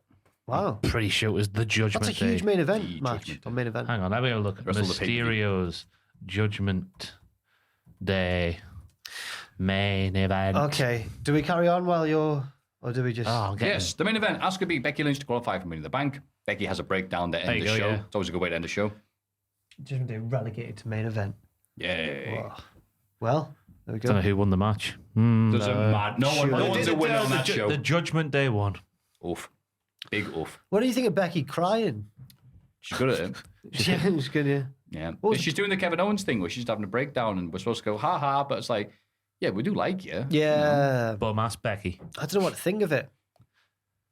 I just don't know how the payoff to this story goes because it is just Asuka one-upping Becky Lynch week after week after week. Yeah. But then Becky, I guess the idea is she's being a big banana backstage of Adam Pearce, and so she's annoying, so she deserves to get beaten every single Raw. This feud It's is like, this is Wendy Chu versus Mandy Rose, but Becky's Mandy Rose and Asuka's Wendy Chu. Without, And without the weapons. instead of like super sogas and balls, she's just kicking her in the head instead. Yeah, Yeah. Apart from that crucial detail, you're right. yeah. But yeah, just hey, you two go out and have a great match. Okay. Job's a good one. NXT next, lads. I did like the start of the match. I know. though. I was Go on. excited. After Becky's I know, promo, right? she was like, I don't want to wrestle her this time. Yeah, I've already had enough. She was out the bloody aisleway attacking her. Make your mind up. She's in tatters, the lass. Yeah, She is. She's in tatters. NXT, lads. NXT. NXT Yes! 2.0. The world famous Peter's Hall. Yeah, the world famous. Everyone Peter's knows the Hall. world famous Peter Hall. Yes, we do. Do you know the world famous Peter Hall, Dan? Peter's Hall. You Peter's do. Hall, that's the end. I don't know it. I Everyone- googled it and I just got loads of stuff for like St. Peter's in Where, Sunderland. And if you go to Chase Go on. U, it's the big dorms you go in. It's where you The live. big dog. Sorry. Grayson Waller opens the show and promises to say what he really thinks of Solo Sikoa. Solo jumps him. Right. I need to say something here because for the longest time I've been saying that Grayson Waller's crap. Yep. But he's not. He's fantastic.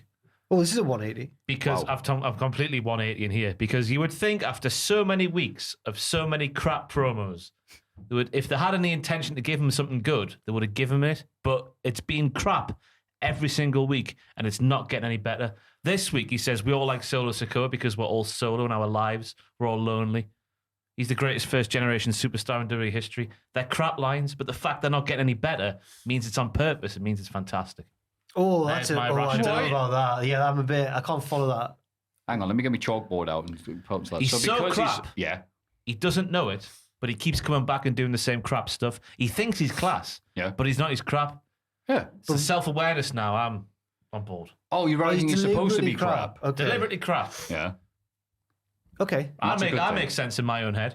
Okay. Well, but he's not that crap because even though Solo still has the Samoan gene and no-sell some heads in the corner, I still love that. That's a thing. Oh, yeah. Grayson wins.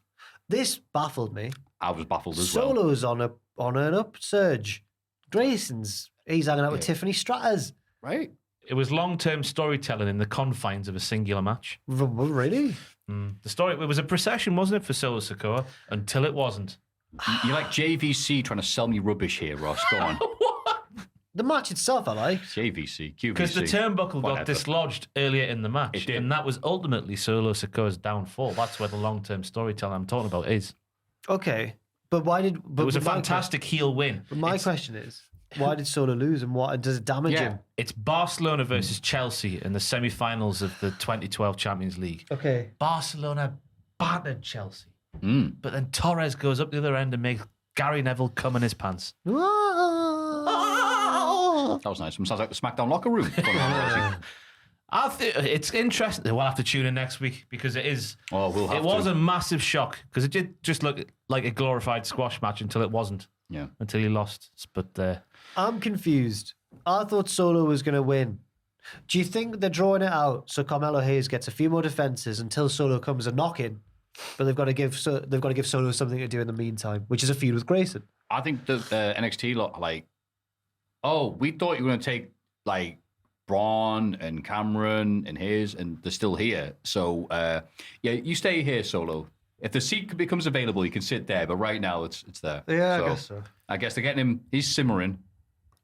He'll be done. Got that long cook thing when they've left, but they haven't left. Which is surprising considering they need headliners in WWE right now. yeah. And Braun Breaker is right there. The D'Angelo family is interviewed backstage. What do you mean, family, Maffew? I mean all of them. That's right, 2 times. More like 2 weeks since he was canned. Is still there because they did that much pre-taping. Yeah. I swear I remember reading something that they wanted live NXT 2.0, not pre-taped. Something's changed. Yeah. No one's watching. Because they were taping them for a bit, and then the USA Network was like, apparently that's not what we signed up for. Do you think they'd be telling them it's live? And they're like, hang on. To be fair, How's that guy there? if you are a network exec, right, watching NXT 2.0, you're not going to give a toss if it's live or if it's not.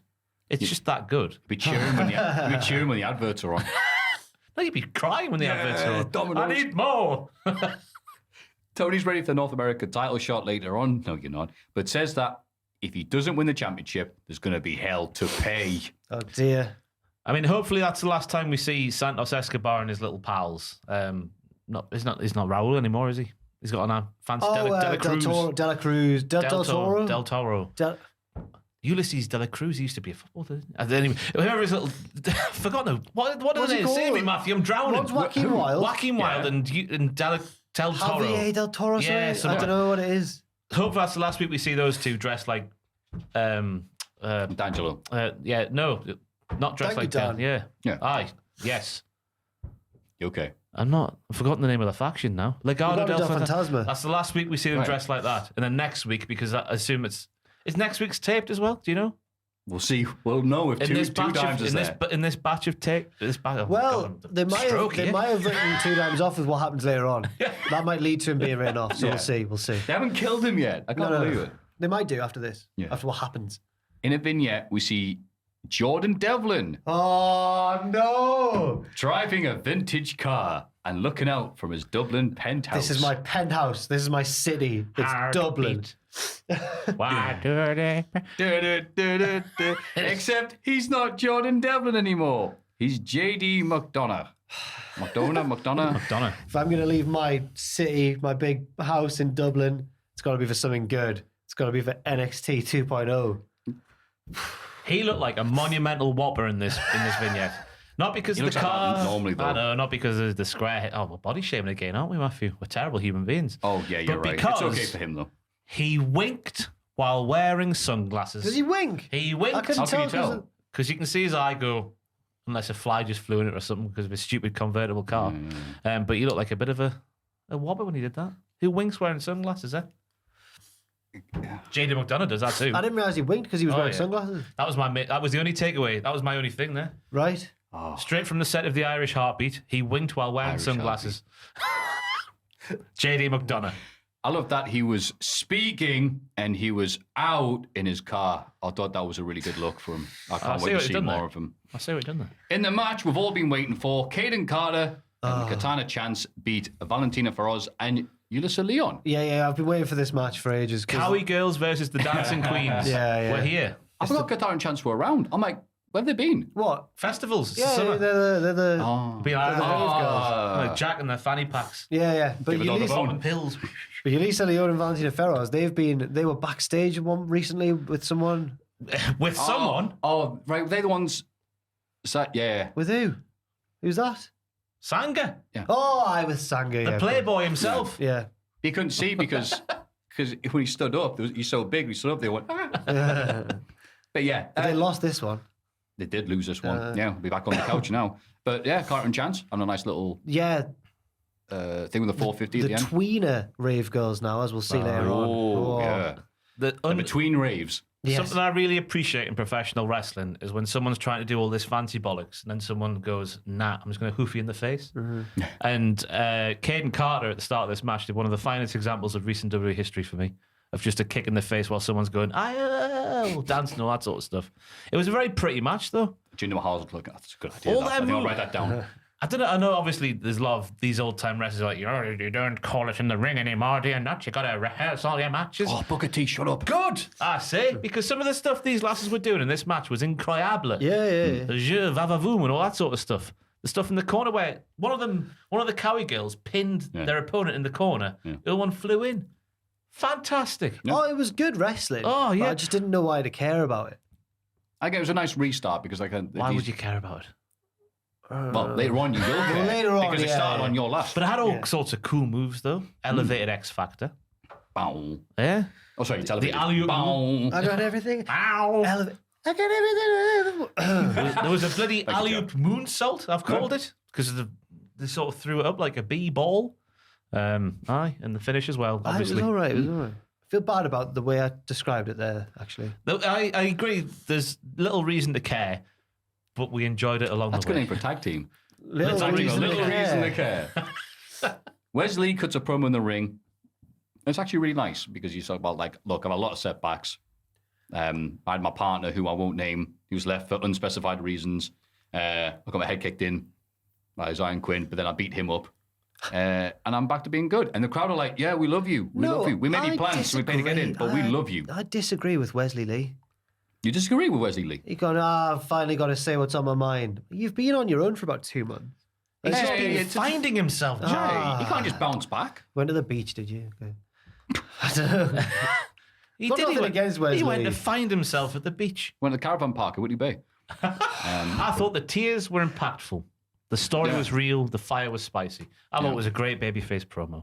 But It was a good promo. It was delivered well. In the canon of this story now, who came and interrupted him? Trick Williams. So Trick Williams has said the other lad just left. Yeah, it That's implies kind that Lee's old tag partner left because he was dragging him down. Well, Trick would say that because he's a yeah, heel. well, yeah. That's the most canon explanation we have so far. Well, it's only Trick's word to go off. I trust Trick. I don't trust His Trick. name's Trick. Call me naive. It's like a John Cena in the Transformers comes. Goes, they're called Decepticons. That should be a red flag. Oh, well, Keith Lee, he's called Swerve. So Yeah. there you go. That will be on the next show. Just talked myself out of a point there, but there we go. Well done. Wes accuses Trick of being second fiddle to Camilla Hayes. He is, though. That's his job. And he went, yeah. He's the hype man. Yeah. And he went, shut up, Wesley. And then left. And then it sort of ended. It's, yeah. Like you said for next week. I'm interested. Episodic TV. I'm interested to see more of Trick in a singles role. He's See a what he big can boy, do. isn't he? He's a long boy. Long man. Yeah. A long big boy. He's a long big boy. He is Wade better. Barrett's going to look, oh, he's a big boy. Is it that we like NXT, or is it around this time of the podcast we're starting to get delirious? No, I It's a like mixture of both. NXT. Oh, sorry, no, Okay. Ross is 100% Yeah, loving yeah. it, but I'm delirious, and so is He's he. a big, long, thick boy. Veins. Roderick Strong and Damon Kemp from EastEnders take on Legado del Fantasma. Two Dimes tries to interfere on behalf of Legado, but ends up costing him the match, which gets him fired from NXT. Yeah, he trips the wrong one, doesn't he, with his cane? Spaghetti. What a Fugazi. Fugazi, that's right. It's fake. Someone needs to explain to Martin Kemp what the roles of a Martin babyface Kemp. and heels are, because Martin Kemp's coming down the ramp. I refuse to call him Damon. Why would they change his name, right? If he's Gable Stevenson's brother, Olympic gold medalist Gable Steves. I can't think of any reason Yeah, why I I want to be can't think of associated any with Gable reason. Stevens. Yeah. Move on, Ross. You know what I mean, But what though. was he doing when he came down the ramp? He was high-fiving people even though they didn't want them. Go and watch the entrance again. He's going like, bye, didn't see that. hey, guys. Even though he's in the diamond maybe mine. he's the face. Martin Kemp is not a Ronnie's the face. heel. Yeah, he's unwitting. He's just going along with whatever Roddy Strong does or say. Okay. He was really good in the match, though. His combination of mat stuff and throwing fools around. He did Lashley's flipping spear as well. That's not me just putting a plum on the spear. He did a flip after hitting it. It's Lashley. like I like that. it's like if Ronda Rousey had a A sister, brain cell. Oh, sorry, carry on. had a sister who was better than her, and they were like, "Oh, but she's a big star though, but she's got more of a natural grasp of pro wrestling. So what do we do?" Because Damon Kemp is good, like he is actually good. We don't know how good Gable Stevenson is, but he came out at WrestleMania and went, "All right." Yeah, then reports, I don't want to do this anymore. Yeah. His Scoop Sam as well, with the little way in the Yeah. middle, like your Jeff Cobb. Two of the Yes. islands. Aye, good I as like well. that name for a move. He should really ham that up at the two of islands. If you look left, you'll see the beach. Yeah, that would be good. Given commentary. Two Dimes tries to interfere. I've already said that bit. And then they look all upset. Yeah, Tony was cross. Ooh. Actually, Oh no, would wait, be. sorry, that was later on. No. They did the same was later finish as on. Yeah, sorry. later on. I just realised, I've already talked this already. It's like, no, of course, it's a two-pager. Yeah, sorry. You'll get the exact They same did the thing same later on. finish as Raw, Yes, didn't they? Yes. Yes, they did. But this could lead to Two Dimes being let go from from Tony's family. Yes. Yes. Bob, but to be fair, this was shot before Raw. So whoever writes Raw has copied NXT Oh, you're 2.0's right. homework. Yeah. Raw don't care about NXT. Shocking, Yeah, they isn't it? do. Okay. They clearly don't look at Ciampa. Backstage, our favourite, Ike Manjiro, interrupts a Giovanni Vinci promo and asks if he's style strong. Yeah, I guess That's we'll not a bad pun, actually, find for out. a fashionista. What, Style That's a Strong? fashion person who does He's power been bombs. saying Style Strong for ages. I thought you just got it. alone down this catwalk. Yeah. Oh man, I'm not with it today at Oh, all. that's Like, good, That was that. good. I liked it. Right, good. This catwalk of danger. I like Gyro. That's a well, I don't want to say. Is that it? You Yeah. made Jack turn Cockney yesterday in the office. What did I say? Because you were watching NXT, like just with your headphones. And you're Yeah. like, "Whoa, have you seen it? He's mugged him right off." Oh, it's a right touch. He did, can't though. think of He did. He did. He said, "Are you Style Strong? I guess we'll find out." Oh. It's just the way he interrupts his promo. Anyway, He's just there. ooh, right. Well, I'll see you later on. No. Apollo Crews as well. Oh, I've written down. Right, so please try and read this carefully because I've written down the order of events here, It's right? all right. Super serious. Okay. Okay. Okay. Apollo Crews is walking along a dark street, writing in his journal as he walks. Yes. A man advises him not to go down an alleyway. Hey, it's dangerous down there, man. But it's just a vision of the future. A man then advises him not to go down the alleyway, but he does and saves someone from getting beaten up. But it's just a vision of the future. A man then advises him not to go down the alleyway, but he does. And then it ends. Oh my God, the words. They're 2 weeks into this and they've already messed it up. They've already got confused. The Chamberlain Why? dialogue 3 times is like, no, but Why have they got confused? Right. So last on. week, right, there was only one vision of the future. Yeah. Right? And it was that he was like, I'm going to go over and defend that waitress. And then he did. Yeah. This time he's walking down And the bloke goes, don't go down that alleyway. And then he's walking down, and the bloke goes, don't go down that alleyway. And then he does. And then it's just a future vision again. And then he's like, don't go down the alleyway. And he does. Yeah. No, it's He can see into the future. Yeah. He manifests. That's the word. He manifests the future, and he acts upon the manifest. What was the But I point? thought the idea was going to be the guy goes, hey, don't go that alleyway. And he goes, all right, let me use my special powers and sees. And he gets his head kicked in. And the guy says, I told you not to go down the alleyway. He goes back to reality. He goes, don't go down there. He goes, I won't. Thanks. I thought that's what we're going to get. crap, though. Apollo Crews, actual superpowers. He's a real-life superhero. Why? But he's Apollo not. Crews, Apollo Crews beats up all of the nasty dudes, sees a nerds getting harmed, deals with it while unarmed. I've lost the will to live this Look podcast. out, here comes Apollo Crews. He's a bloody superhero. Why? Can he win? No, he can't. That's why he's on NXT 2.0. What happened to his accent? Look out, here comes Apollo Crews. Yeah. Why? What was the point of his use of the... I'm not arguing that he's got superpowers. We know that for a fact, Yeah, right? aye. But what's the point of the first use of it? He went up and the bloke went, don't go down there. And he went, all right. And then he went up and the bloke went, don't go down there. I'm like, well, you don't need it that early on. Did you just trigger it by accident too fast? It's just this magical superpower that he has of the man. Next week, are there going to be 3? Then 4, then 5? Because we start with 1 vision of the future, then 2. Where do we go from here? Not down that alleyway, it's dangerous, Jack. This is just Adam Sandler's click, and I hate it. But it's missing some of the... Again, maybe if it changes, I'm giving them way too much credit, but if they change it later on and different stuff happens, it's like, okay, you have 2 choices, but it's not But like... he makes the same choice each time. He it does what he sees. That's the point. There's something where it's like, oh, I shouldn't do that. Yeah, but if you saw it, wouldn't you go and do it if you knew what was going to happen? If I was Apollo Crews and had the ass-kicking ability, then yes, I would. But why would I use it first? The first one's the one that I'm annoyed with, which is when he just replayed the bloke telling him not to go down the alley. Why did he do that? Did he feel... He really liked it. He went, wow, that guy can act. yeah, why did he do Let me it? hear that bit again. God. You know what? He should have said, hey, it's really dangerous down there. And he goes, yeah, you're right. And he beats up the dude. Why? Apollo Crews. Apollo Crews. Apollo Crews is a deep and thoughtful man who can kill people with his hands. He's doing good for the city of Gotham. And I'm here for it. Who was this? I want to know the story of why these thugs were beating up this bloke. They were going to take his money, weren't they? All right, was it mugging? I'm going to keep this going. And he goes to like, What's the hey, man- Apollo Crews, you're doing your master's degree at Chase U? That's right. I have to go now. What? Class just started. Where are you going? There's already a great actor in Chase U, and as we'll see later, his name is Bodie Hayward. no. I mean, it's a nice babyface gimmick so far. The guy who can see No, into it's the not. future. It's a and then- lie. You're lying The heel to turn us. will come though when he predicts the lottery numbers and then goes and puts them on. That's when the heel turn will happen. You heard it here first. Apollo Crews. He's got superpowers. I'm really glad the show's only an hour. Ah. It's 2 hours though. Toxic Attraction. it is. It isn't when I watch it. Toxic Attraction gets a promo on Roxanne Perez. Perez interrupts with Cora Jade, announcing that they want a shot at the tag team titles because Perez is also saying, well, you know, I wanted the singles belt, but I'll just wait. I'll get that some other time. Now I want the tag titles because you two suck. They're interrupted by Caden Carter and Katana Chance. They feel like they're next in line. The 2 babyface teams brawl while Toxic Attraction cheer them on. What Backstage, have- Indy Hartwell's Sorry. interview was interrupted by Kiana James saying a match for next week. Oh, yeah, that yeah. wasn't worth it. I hadn't really gone. That was a bit of an indie pick just because Indy was associated with those 2 last time. But I didn't know if it was part of it. She was. There was a 6-woman match, and she was with. She was the veteran. The wily veteran, yeah. Yeah. That was the thing that happened. What were we going to say, Jack? So I'm now thinking, what right have Katana Chance and Caden Carter got to think they deserve a tag match before the winner of the breakout tournament and her big sister Cora Jade? Because they've won more matches recently. Yes. They've won a match.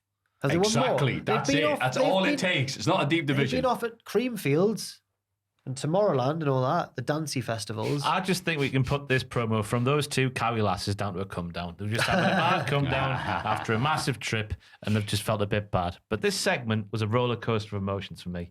Because we mentioned manifestation there with Apollo Crews, how we can just manifest the future. We've manifested sex pest Wade Barrett. Because Vic, upon Toxic Attraction coming down to the ring, hid Wade Barrett's cologne. But don't worry, because, and I quote, I've got a bottle of Sex Panther under the desk. Yep. He's there. I know it's Anchorman. I couldn't give a toss. Sex Panther came out of Wade Barrett's mouth. Yeah. we've manifested a character in NXT 2.0, and I'll not hear anything different. Did we manifest it, or did we just get on board with it because it was already? Because it was already his commentary. We've amped it up. We made Wade Barrett seem a lot worse than he actually is in real life, I think. Yeah. But then it went from up there, which was the Sex Panther line, to down there, because I almost... Down where? No, wait, no. Steady on, Wade. I was almost physically sick in my mouth when Roxanne Perez said, the thing about dreams is they're even better when you get to share them. And then she looked over. She looked over at old Cora She did say that, didn't she? Yeah. You just need to believe in yourself and a magic touch of pixie dust and you can fly. Now, as we all know... And Wayne was like, I've got a few dreams I'd like to share with you, women. It's worse with the hat on. I don't know why. As we all know, NXT 2.0 is watched by all the youngest and all the coolest kids, all the coolest cats of all the towns around the world. The retirement centres Not across the the retirement centres. Who's cheering that, eh? Who's cheering someone going, the thing about dreams is they're even better when you get to share them. She's like Bailey. They're trying to recapture that Bailey energy. She's a naive, young, plucky baby face in NXT. That happens naturally. You can't manifest that. Yeah, you're right. I felt sick. You can't if you're Apollo Crews. Apollo Crews can manage her, yeah. Help me, Apollo. Use your powers to help me. Oof. Come on, man. No, that's strong. Cameron Grimes beats Idris Enofe in a singles match and shakes his hand afterwards. Yeah, good match. Oh, the black hole. Was it like a black hole slam that Grimes did to set up the old finish? Came in. They are two athletic lads, and they used that athleticism to great effect in this match.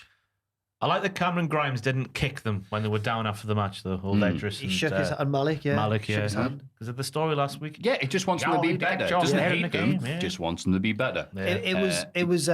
You can tell a tag team's good when people start like trying to work out which one's which. So JR would get the Hardys wrong at first, but then eventually learn which one was Matt and which one was Jeff. In the office today or yesterday, Jack Atkins was like, so which one had the singles match? Was that Idris Enough? And that to me means that they're going in the right direction, these boys. You know why they picked him? Because of that magnificent sunset flip. Oh, they're going to say his body. But yes, that as well. That's another positive. Yeah. Could be his hair. And then he was Got like, lovely hair. Oh. Atkins was saying which one's which. Just talk about him the rest of the podcast, I guess. Atkins was like, which one's which in terms of personality? I was like, Malik's the good boy and Idris is the bad boy. So there we go. Mm-hmm. Malik definitely goes to church at the moment, but Idris will stop him from going there eventually. They'll make him go out on the Saturday night so you can't go to church on the Sunday morning. Yeah. It'll happen. It will. Now we're up. Now we're moving up the gears Apollo now. Crews, Certainly, there we go. And his Apollo Clunk, Crews clunk, clunk. poster will come to life in the bedroom. Don't go out with Idris. Later, Brom says he wants to see this version of Grimes when they have their title match. Yeah. But Grimes, but I forgot to put, Grimes said, well, if you get that version of me, then you're not going to be the champion anymore. Oh, good. Them's fighting words. Yeah. I forgot to mention earlier, by the way, that Tiffany Stratton has threatened to murder Wendy Chu. Oh, God, yeah, I left that out, but go on. She's going to put her to sleep permanently. She said this on television. Yeah. I think that's disgusting. Not with the way Wendy's been going on. Well, no, but Yeah, I'm all right with that. we know with Tiffany's daddy's money that she can probably get a hitman to see off Wendy Chu. I Yeah. hadn't thought about that, yeah. Aye. Basically, Imagine if it just goes someone else for a hitman. just next week. Next week, Tiffany Stratton's wrestling this match and Wendy Chu appears. What silly, stupid toy she's not used yet? An air horn. Yeah. It's on the apron with on the apron with an air horn, just about to attack Tiffany Stratton's ears with it, and all you see is "Get him now!" Wendy Chu's head just goes. Show fades to black. She's got these like pink cans and a string. He's a guy with a sawn off. He's like, That's why 2 times has gone. He's whacked her. It was him. Dear Hell arrives at a dorm and this segment, she man. discovers that her roommate is a surprised Bodie Haywood. It's the only other person we know. She's like, from hey, JC. Bodie, hey, Wood. They're both excited, but Bodie seems overwhelmed by Hale's enthusiasm. My God, are they happy? She keeps punching him. Aye, that's not all that like. What I didn't understand, was there a joke I was missing where she goes like, he goes, hang on, these aren't, you can't stay with me, you're a girl. And she goes, no, Chase, you've got co-ed dorms. And then he goes, yeah, they did keep saying that actually. And there's a pause, and I'm like, have I missed? I don't know what co-ed means. I'm not American. I assumed it meant boy-girl. Yeah. Right. I think it was more like I reckon it was a little joke that like boys would go, oh, this dorm's a co-ed young lady I fancy. Oh, but there's no way. It's a sausage fest. Why do they keep telling Bodie that? Because he's a hunk. Yeah, because Bodie's trying to. It's the Thor stunt double. No, he's not, is he? I don't know. But I think we're overanalyzing. No, Hill, we're not at all. Back no. at English We're League. not. Obviously, Ross was off while we first got introduced to Tia Hill, and I heard him over the desk that we share go, "Here's this lass and I choose you." I was like, it's Too much Tia for Hill. Bodie. Too much for my pal Bodie. Yeah. My pal Bodie. And I was thinking early on, I know we'll get on the latter parts of the segment later, but the mess she was causing. It just flashbacks to you. It was the bit like the kitchen down here, Dan. I don't know if you're in charge of the cleaning rotor down here, but the kitchen down here in Unit 5 at Cultaholic HQ is like a university kitchen. Cups everywhere, just left in the dish in the basin. It's absolutely disgusting. And this lady here, who I thought was called Sophia, upon watching that segment yesterday, because I missed when she was introduced. Oh, yeah. But it wasn't. It was Bodie saying, "So, Thea." You thought it was Sophia. Oh, God. I was like, he keeps calling her Sophia. What about here? But she was way too messy. Her. Yeah, Couldn't be and put up with that. she was buzzing, and he was like, "Yeah, but He's I just think there to study. I think this is the start of a heel turn eventually for Bodie." No. Yes, They've barely got I started. don't care. Bodie's gonna. Already planned the heel turn. Yeah, You just moved in. I think so. Well, if that'll break your heart, then so the next thing. Von Wagner. Oh, we're not going to AKA do the comedy sound effects when she was unpacking her suitcase. Oh, I hated that. Oh. Oh, nah. She unrolled her bed sheet and it went whoop. And then the shot of Bodie looking stunned at how fast. It's like, Yeah, it was. It was like that. thanks, Bodie. Are we not? Andre Chase, if he sees this segment here, I don't want to be Thea, whatever her second name Do you think is. he's not going to be a fan of He's that? not going to be. We know he doesn't like bollocks. He'll start swearing. Yeah. He might do a wrestling move to her. Yeah. Who knows what might It's happen? going to turn him back to the dark side. It is. Yeah. Yeah.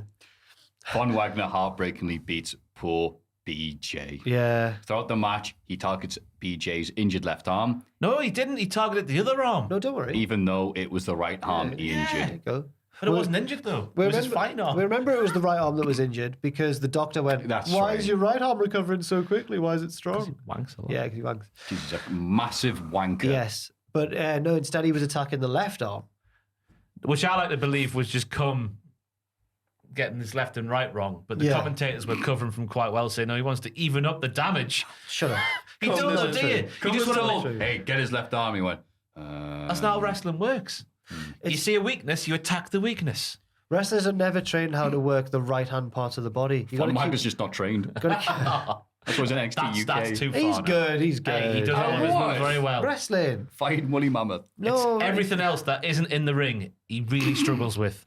Speaking of struggles with, Joe Gacy talks the Jihad. And honestly, I watched this about 4 times and couldn't pay attention. I don't know what it was about. You know when you're reading a book but you're not that into it and you keep reading the same sentence again and again? Yeah. That's what I was doing here, and I'd watch it and then drift off and have to skip back to the start. What did he say? Don't worry, because I was gripped by the Okay. segment. Yeah, you do He it. was talking to these two dyads, saying these two dyads have left their families to come and be a part of his thing. They've been reborn and can no longer look each other the same or something. Maybe I lost interest as well, because that's all I wrote down there. He was speaking about former... I've written half a sentence there, then underneath I've written pointless bollocks that means nothing. Okay. But he spoke about like former glories and stuff, and they'll reach those glories again.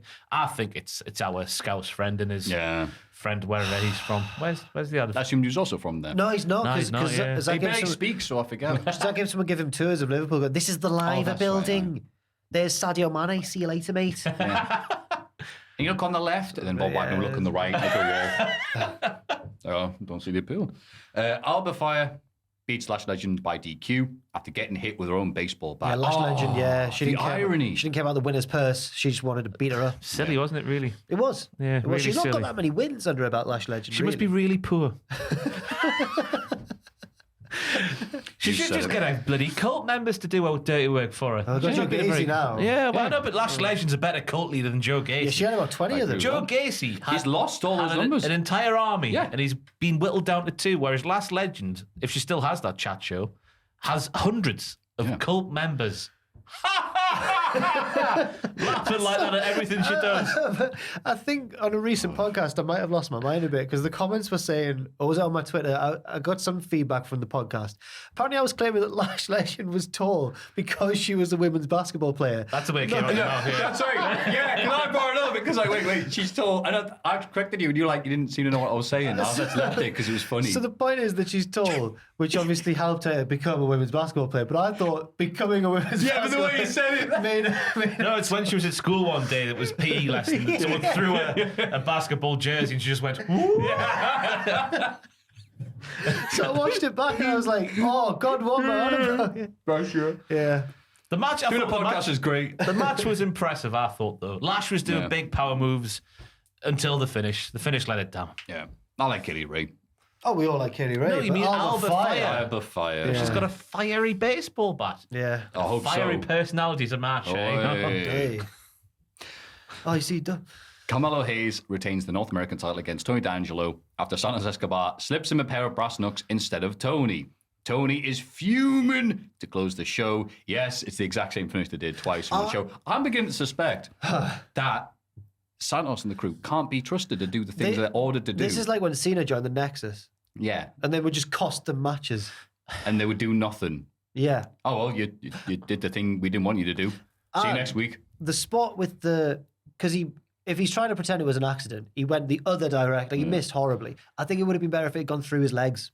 You gone, oh, and then he can claim, oh, well, you know, it was right at you. But I don't know. I was really disappointed by Santos Escobar here. Yeah? Because this feels like there's a fair few chapters missing from the story of Legado and the family. Because the turns happened already. I'm going to go back to it again. They should have at least be dressing and acting like they were There should be more skits. Paisans. Is that the right word? Yeah, Paisans? yeah. There should have been lots of skits, as you say. This was a jump past. This is main roster WWE booking. This isn't NXT 2.0. This isn't my NXT 2.0. This belongs on Raw. This bollocks where you miss out a few crucial chapters.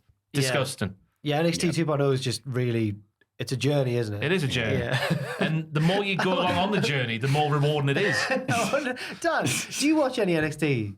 Dan, Why would you? This must Why all would you? sound just like absolutely mad to you now. I've got a clue what. You Dan- don't know. All this happened, by the way.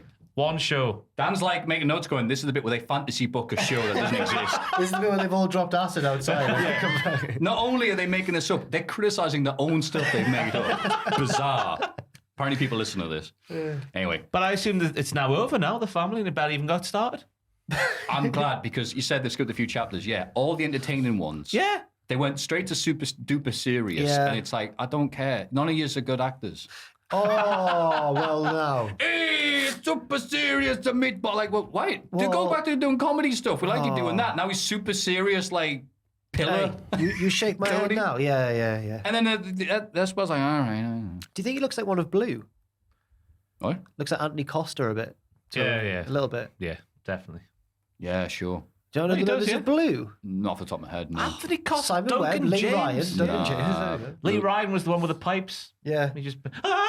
Duncan was the body guy. Yeah. A body guy. Simon was he was the- the two dimes of his Simon group. Webb was the glue with many respects. Yeah. Ah. He'd often drop in a bit of a spoken word section to Oh, hold the song yeah. together. Yeah. Sorry. Are you too young for Blue, yeah. Dan? One love? One love for the mother's pride. How old are you, Dad? 27. Oh, You know yeah, Blue, you know you Blue, know Blue. yeah. See, there were during the time when, like, you know, I don't care about boy bands anymore. Anymore? Yeah, but they came back Eurovision 2011. Did they win? No, but Exactly. they should have won. That's when people didn't like us in the Eurovision. We nearly won Eurovision this year. Where we've actually We won. unofficially won. Can't believe In it. the same you know? way that certain someone won the Hall of Fame this week. Oh, well. The same happens every week. I go on the Hall of Fame like 10 o'clock, 10 a.m. in the morning. I take the result. No, it's no different this week. Ross enough, refreshes the pages furiously. I feel like I've created this Vote, controversy. vote. I feel like I've created this controversy because I heard Fraser go, "Oh, it's a tie." And That's I not was like thinking- him, is it? To stir up. No, I don't think he did it deliberately. Oh, I you think- know what? Yeah, That's he's all he that- does. Oh, he sits in his chair with his bloody Starbucks reusable mug, thinking he's better than me. Oh, I'll just create nonsense all day long. I'm Fraser. Got a pop from Dan there. Dan knows Fraser. A reusable Starbucks mug, though. Fraser's got one. He keeps telling me to watch stupid stuff like Star Wars and Avengers. And... That means Fraser has multiple Starbucks a week. That's a monthly treat for my family. AEW Dynamite, Captain Bastard. Oh, yeah, Captain Bastard, yeah. Bryan Danielson opens the show and hypes up Forbidden Door and Blood and Guts. 2 shows he will not be appearing on because he's not being cleared to compete because of what Jericho and the crew did to him at that amazing Anarchy at the Arena match. He says he's found the one person he trusts to take his spot in both matches, who can match Jack Sabre Jr. on a technical level. Zach even. Zach Sabre, what's that called him? Go on, do a Jack test. Go Sabre Jr. Jack Sabre. Zach Sabre Jr. on a technical level. It's me, Jack Sabre Jr. But also is also going to kick Chris Jericho's head in. He doesn't reveal who it is. Sorry, I think giving away that is Jack Sabre to take him on. But then the man himself comes out and has to stare down with him. Who? All right, Right. Who's it going to be? Cesaro, isn't it? I want it to be him. I said it on the thing yesterday with that video we did out yesterday. I don't know what's happened to me. No. Do you think it actually will be? Sasha Banks? Oh, sorry. Well, they don't do intergender wrestling, Maffew. He wouldn't know what to do. He's going to get battered, didn't he? Yeah, it's true. He Yeah. better figure out really quickly what he's going to do with. The clues he gave, though, he trusts him to do the technical wrestling well. He's one of the best wrestlers in the world. But is he brutal? so Is good. Cesaro brutal? Can he kick someone's head in? You know who is brutal, who has strong ties to Bryan Danielson, on. Daniel Bryan? Shane McMahon. Oh yes. His former co-general manager. Oh, no. And he's a free agent right now. Until you watch WrestleMania 33 and tell me Shane McMahon is not a technical professional wrestler, because I'll tell you're a liar. Yeah, that was a very impressive performance from let me AJ tell you. Styles. Really impressive. And let me tell you, right now, there's nothing but positivity for the McMahons in the news. So. Yeah. Hey, Shane got out of Dodge. He knew what was coming. Shame comes out. Oh. No, but then you'd have to go over Zack Sabre, won't you? I did enjoy Rightly so. Danielson's given us a good term to use for the brew crew here at Cultaholic, and I know there's the head honcho is sat Go across the you flaccid crew of cocksmen. Whoa. Coxman was used. That's, again, I don't know what it means. previously William Regal sound like he's from the 60s. That's from like the 1860s, I think, Coxman. So there you go, the brew crew. I did like how Bryan Danielson turned his judgmental prick thing into a positive to have high standards. Yeah. The brew crew got toaster now. Whoa. Bread So- and What? brew. Me and Owen were both. They have a water cooler and a toaster. When me and Owen left our flat, neither of us wanted the toaster because we both got toasters, Ah. and Owen took it in for the brew crew. Wow.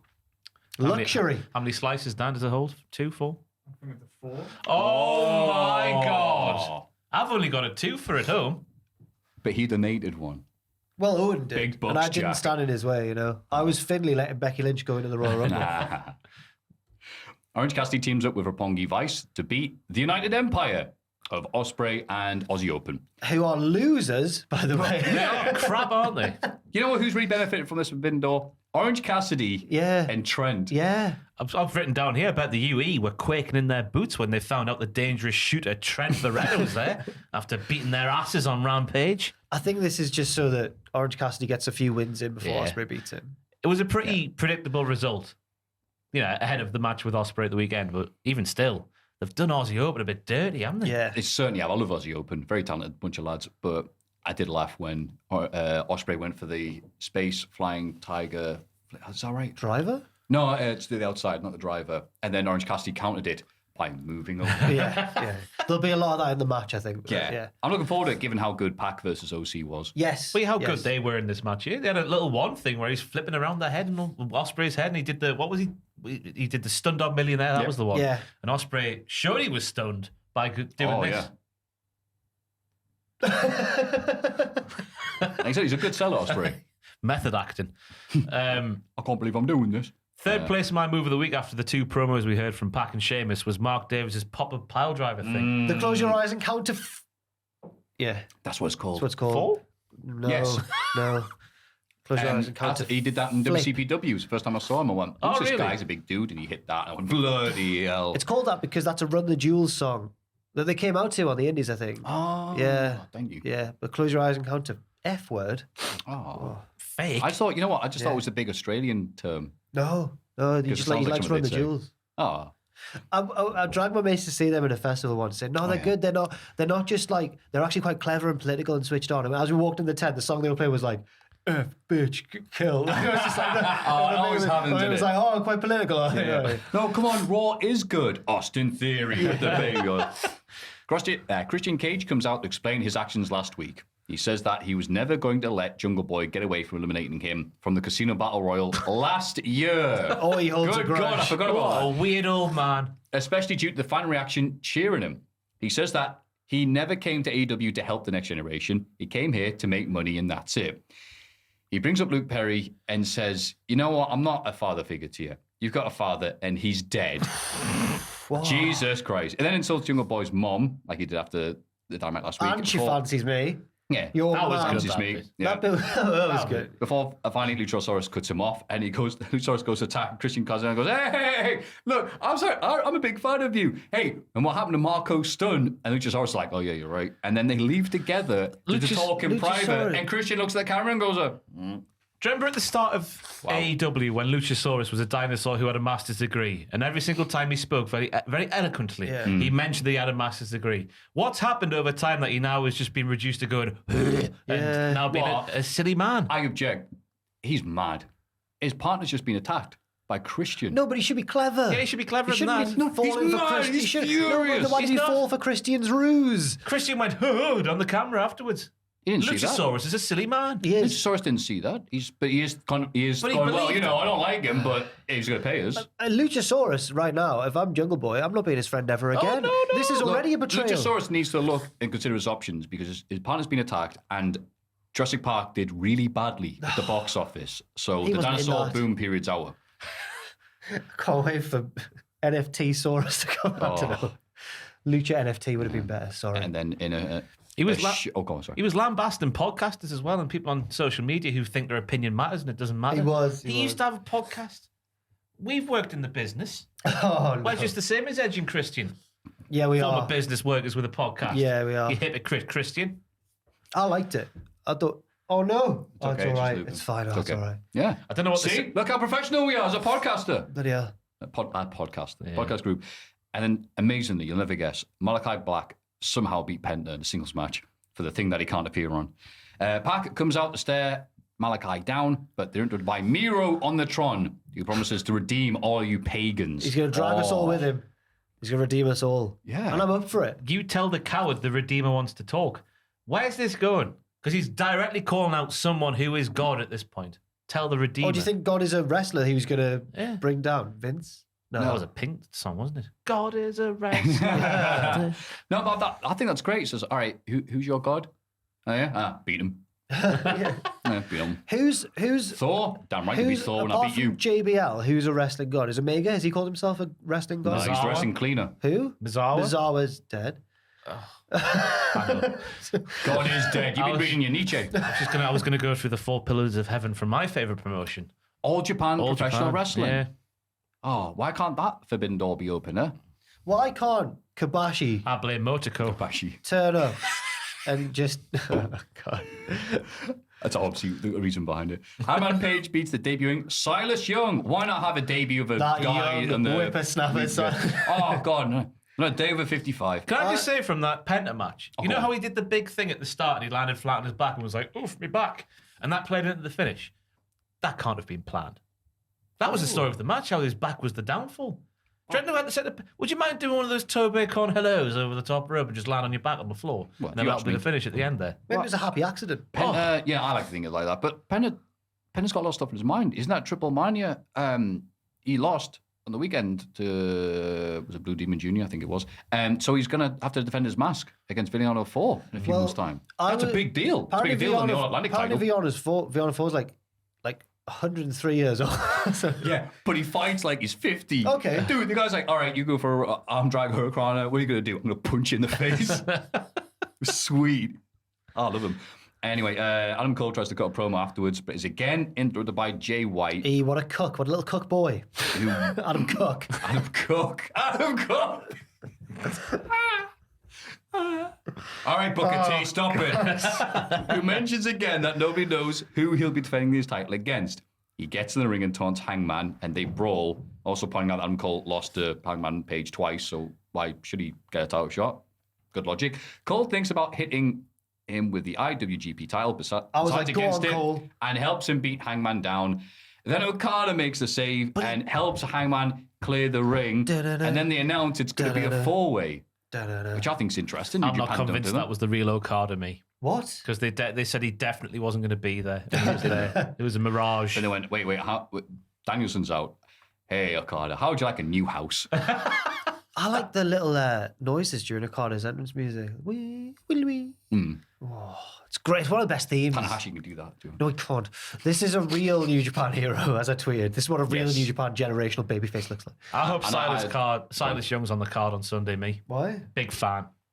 Big fan of the way he looks. Last real man in professional wrestling. Is that it? Yeah. WCPW original? Alright.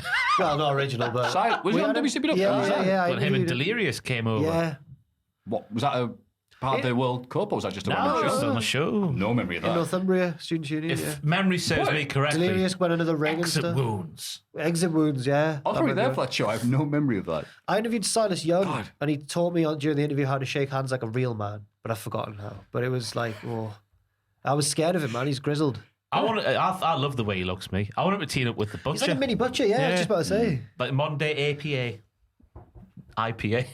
Oh, nice. Yes. Oh, I just had to put that in there. But that match, the three Fs1 show there, Yeah. fundamentals, footwork, and what a good match. God, that's good. I feel like Tom every time I say it, he puts it in my mind now. It's He's fantastic. You're both fantastic. showman. Yeah.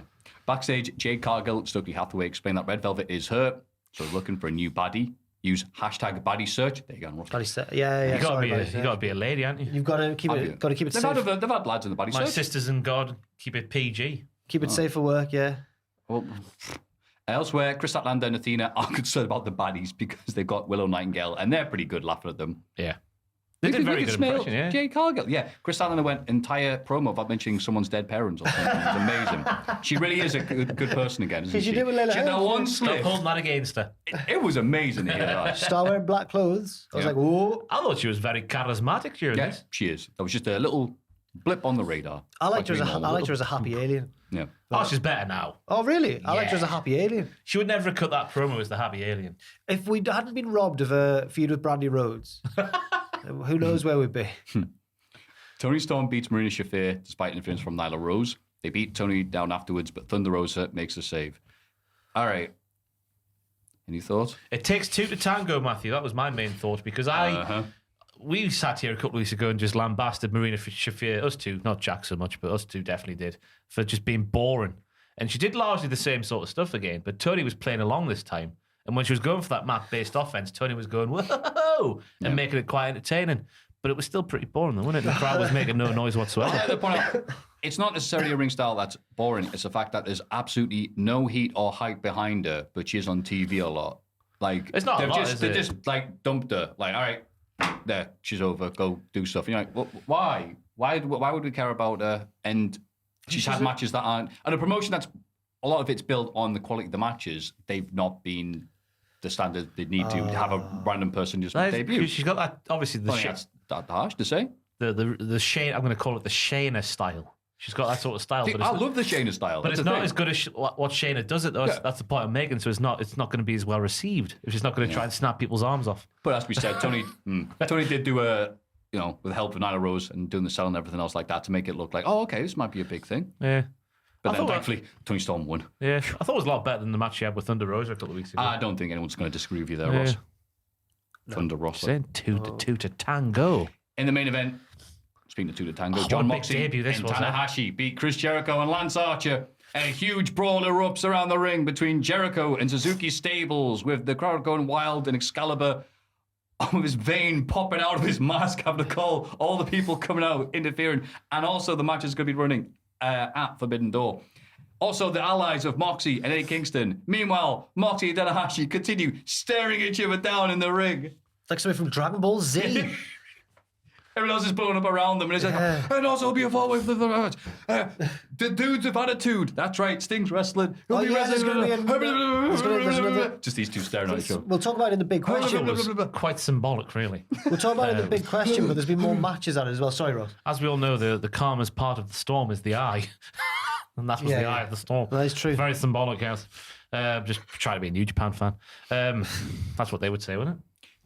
I don't know. They've got to be all blocked on Twitter, but I'll take your word for it. Me as well now. I've kept on. No wonder we keep getting your Puro Rezu stuff wrong.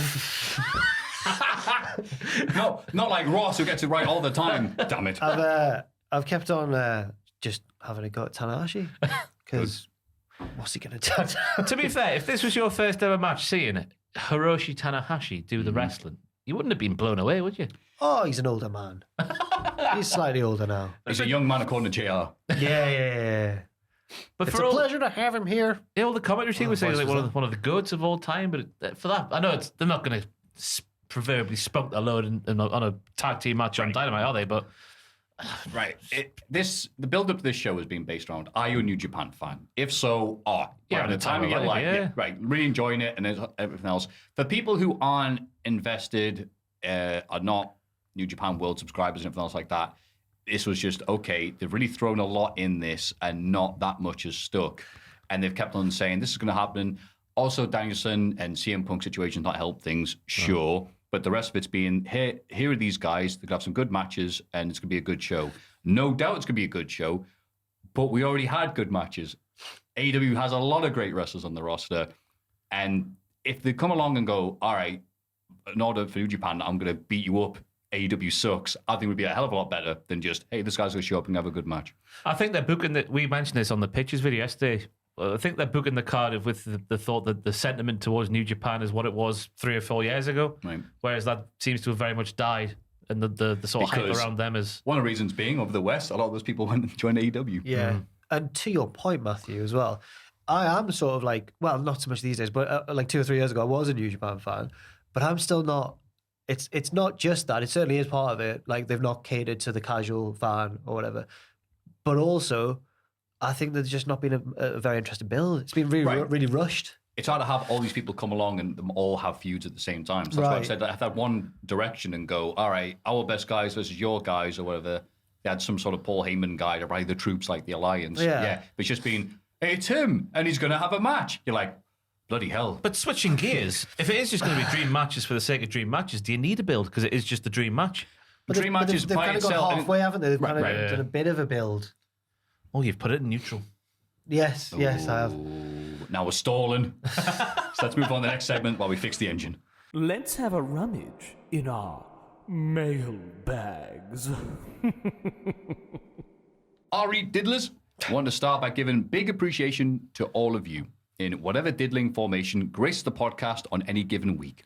I only got into the podcast in the lead up to WrestleMania this year after watching all the other content produced by Cultaholic for a long time, but I now look forward to it every week as it makes my walks to and from work throughout the streets of Sunderland far better, which isn't hard, but still. My question is inspired by a question from last week's mailbag, but with a swerve, bro. Last week, you answered which wrestlers you hated as a kid because of their stellar heel work, but can now appreciate.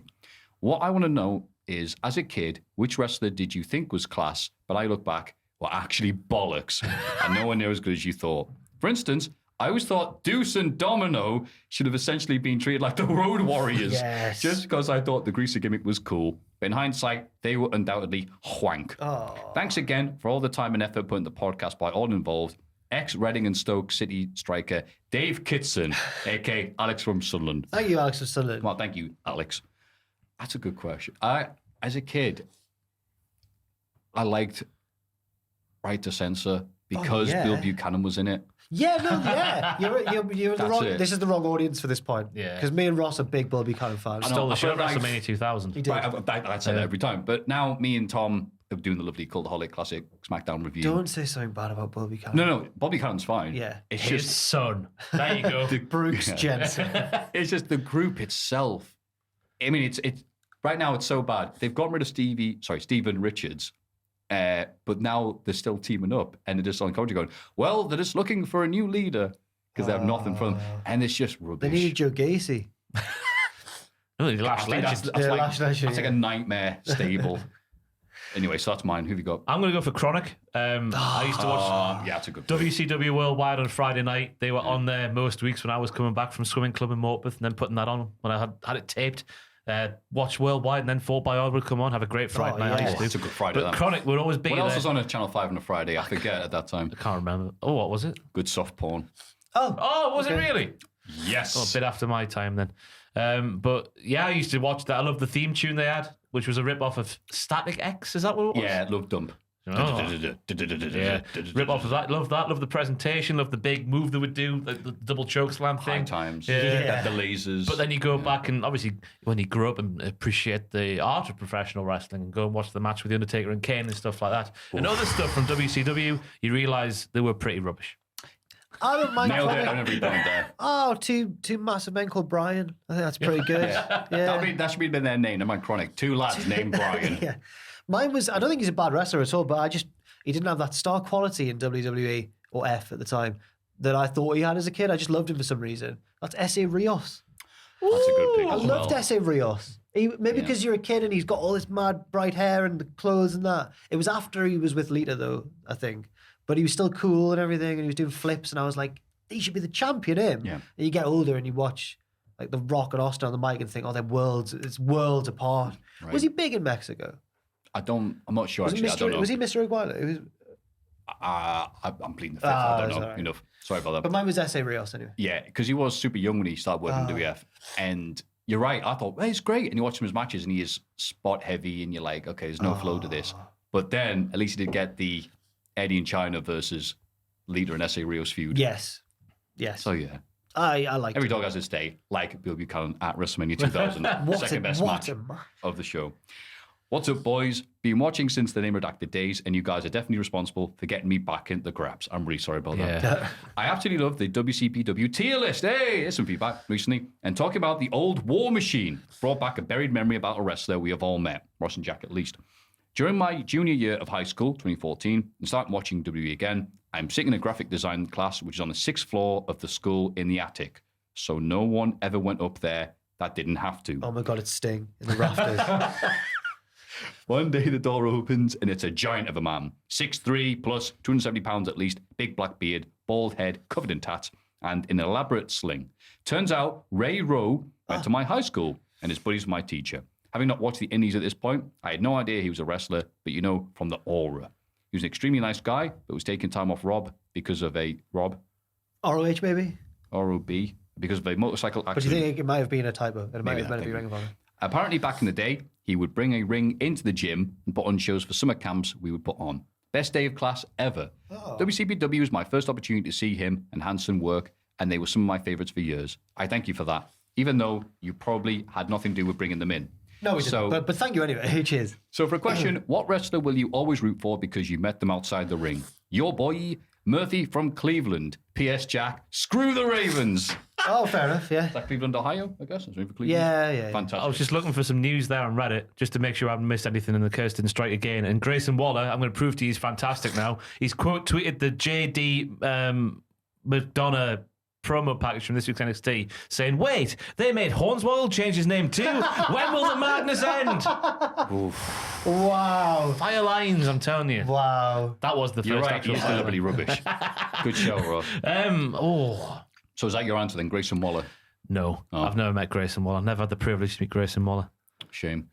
It's going to seem weird. 'Cause my answer would have been Cody, just because of the interactions we have with him with WCPW. It's a good one. But we often lambasted his booking decisions, and No, I always try and stay like, I'm always like, no, I like Cody still. I'm always like fighting his corner. Mine's Simon Gotch, All because right. I met him at a StarCast and he was just telling stories and stories and Enzo stories. Amore. No, and then it was so bad because I'm like, I'm really interested in what you're saying, but I have to go to the toilet. And I went, yeah, cool. And I went, and then, it takes about like 20 minutes to go find one and come back. And then he left. And I was like, no, come back. We can be friends. And he was like, no, I thought you were- Matthew, he was just telling you because he was bored. I thought you were going to say Paul London because you seem like pals. He's nice. He seemed nice. I took him to Reds You in took him here? Eldon Square. Yeah. And it was lovely. Nice. And it's shut down now. Oh. And then I took a mate to go to the Reds. Did you do a shooting star And I press didn't on the realize counter? Reds was shut down. So I went to Longhorns instead. And it's so bad by comparison. Oh, it was rubbish. Oh. Heartbroken. Where did I go for your birthday that time? What was Reds. that? Was that Reds? Yeah. Oh, it was delicious, yes. Mine Never again. would be, it's probably people from WCPW, obviously, because you get to know them and you know which ones you like Yeah. click with more and stuff. But I reckon two very underappreciated ones, I said this on the tier list, but I'll say it again now, were HT Drake and Liam Slater. Because they weren't like big main event parts of the show.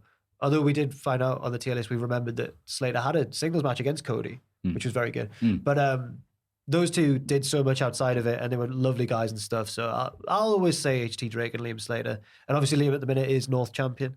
He certainly is. Whether he's a heel or a face or whoever he's wrestling, I want him to keep that belt. Unless it's Drake, and then I'm like, oh. Don't worry, the next North show defending against Axel Dieter. Yes, he will. No. That's Tisha. Yeah.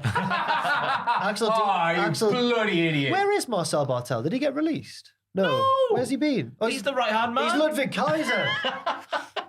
Sorry. Well, let's up all the names here. Yeah. Get out. But yeah, he's against Sanity Boy. Yeah. Yes. Alexander Wolf.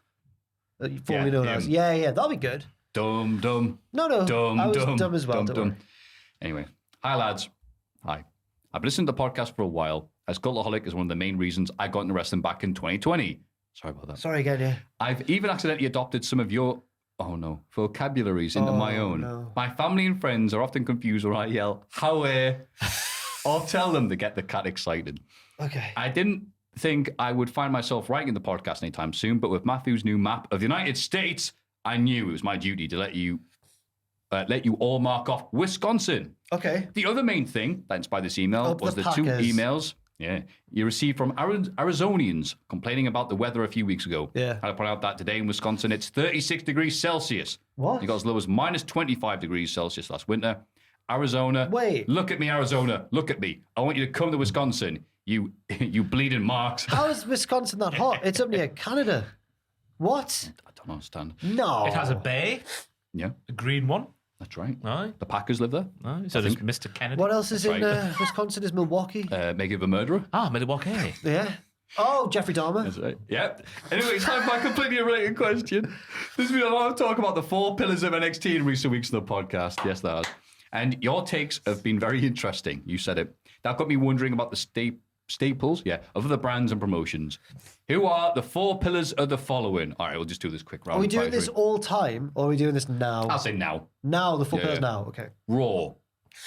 Well, it makes it harder doing it now, doesn't it? Just do a general one. Okay. What? No. Excuse me. Bless you.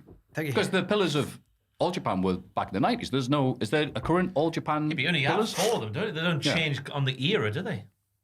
Oh, But yeah, they were you're all right. that, Oh, yeah, they make it sound. So oh, what yeah, are we doing? good We do point. all time, or are we doing? All right, then. time, yeah. Yeah, fair enough then. But that's like a Mount Rushmore question. Raw. Gotta be Austin's got to be one. Yeah, Austin. Bobby the Brain Heenan. I was going to say a commentator, but yeah, That's a good shout. one. Yeah, we'll have him in. He was only there for the first 6 months of Raw. But he made the first show memorable. Bob Bartlett. No. God, no. Jesus Christ. 2 more. Vince McMahon.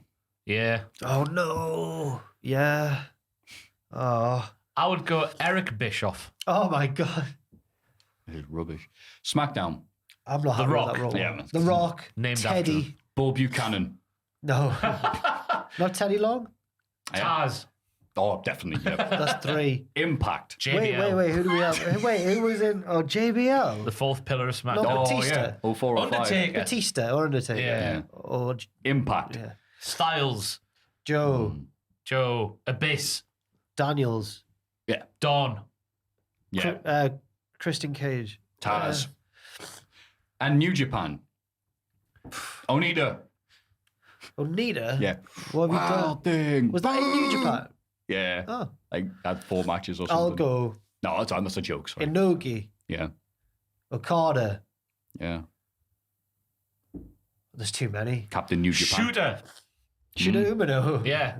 And Everyone loves a bit of Shooter. Liger. Oh, yeah. And probably like Fujinami or something, I guess. Or Muda. Kaiji Muda. It could be in any of them. Or Chono. There's loads. There's too Yeah, many. you know, Yes, I'm thinking about it too much. Sorry that we. If you could talk about that one, the podcast, lol. Oh, we can talk about New Japan. It's can't show any footage. Yeah. Well, like AEW, it's not. We're going to talk about it, not show any footage. If you answered this question, I would pop. Not going to lie. I'm sorry that we scrambled through. Yeah, there we go. Matthew's got places to be, Sorry. so we're running Sorry. quick. Thank you for fueling my long car rides and bettering my enjoyment of wrestling with the podcast each and every week. Oh. Ethan, the Wisconsinite. Well, thank you very much, Ethan. Well, Thank we've you. answered that question. We've got your details. This will be filled one day. We'll buy those little thumbtack things and put labels on. For now, you're on a bit of paper that I will not Okay. forget about. Let's Thank not you very forget much. that Kiki was from Washington State, by the way. I'll say it every put that week. down. Oh, right, sorry. I'll put that yeah, down. right, I okay. did not forget. We'll get all of them covered. It's going to be so great. Nothing's going to happen, but it's going to be so great. Can't wait for South Dakota. Yes. Come on, New Mexico. Anyway, on that bombshell, please, if you have any thoughts or queries, send them to mailbag@cultaholic.com.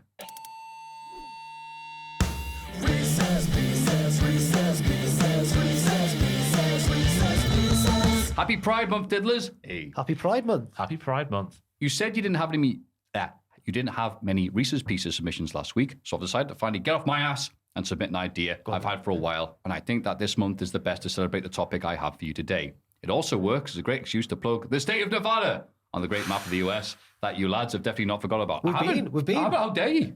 We forget everything else, but that one's all right. Although it may disappoint you to know that the majority of our state is not Las Vegas and filled with casinos, rather, for the majority of us here, it is a bipolar mess of a desert with highs exceeding 32 Celsius during the day and nights that dip below 3 Celsius sounds like Wisconsin. regularly. Oh, it does, doesn't it? Very similar numbers there. Yeah. Per tradition on the podcast, before I can get the actual Reese's Pieces segment, I must meander with a short synopsis of my life that vaguely ties into the topic at hand. This person's watched a lot of this podcast. Growing up, I've always been attracted to the arts and athletics. I was raised playing the violin and played football for most of my life, or soccer. I'm going to skip that bit. And I'm currently working on a drawing degree at the University of Nevada, Reno. Ooh. For anyone wondering, being 6'1", I've always played centre back. As a result, pro wrestling has been something that I've enjoyed getting back into in recent years, thanks to content such as Being the Elite, Going in Raw, and the Cultaholic Wrestling Podcast. Go on. Which have helped me appreciate the 2-pager, 2 seconds. The artistry, storytelling, athleticism on display in the squared circle. Similarly, my appreciation for artistic flair, choreography, and showmanship brought me to another performing art and topic of today's Reese's Pieces, drag. Although it may seem like two completely different worlds, drag shows share many similarities with pro wrestling. Both use the presentation to elevate characters, the performers are always working to get dollars pop the night, and outsiders tend to judge the art form without giving it a shot. I'll admit the comparison is a bit of a stretch, however, it is the best segue I could No, I think come that's up a with fair point. to get the topic I'm presenting you with today. Well, you'd be like everybody else who sends these in, so that's not a problem, pal. In an era where wrestlers are constantly being rebranded and given name changes, shout out to one Max Dupree. It makes you appreciate when a wrestler's character is reflected well in their name. So I decided to combine two worlds that I enjoy, drag shows and pro wrestling, to create a little game for you.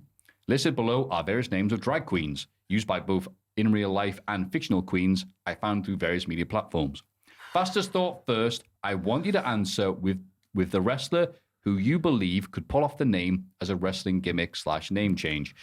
You could answer with either male or female wrestlers, but the spirit of the game is to respond with wrestler who you believe best represents the name given. Side note, I try to keep these names relatively PG so as to not interfere with monetization. Without the way, let's begin. Let's begin. I'll say about So we drag, don't because need this email certainly has drag. Hey. So we don't even know the actual, because I've only got a very passing actually knowledge have- of. Okay. It's just off the name. Yeah. Yeah. Name and name alone. Amphetamine.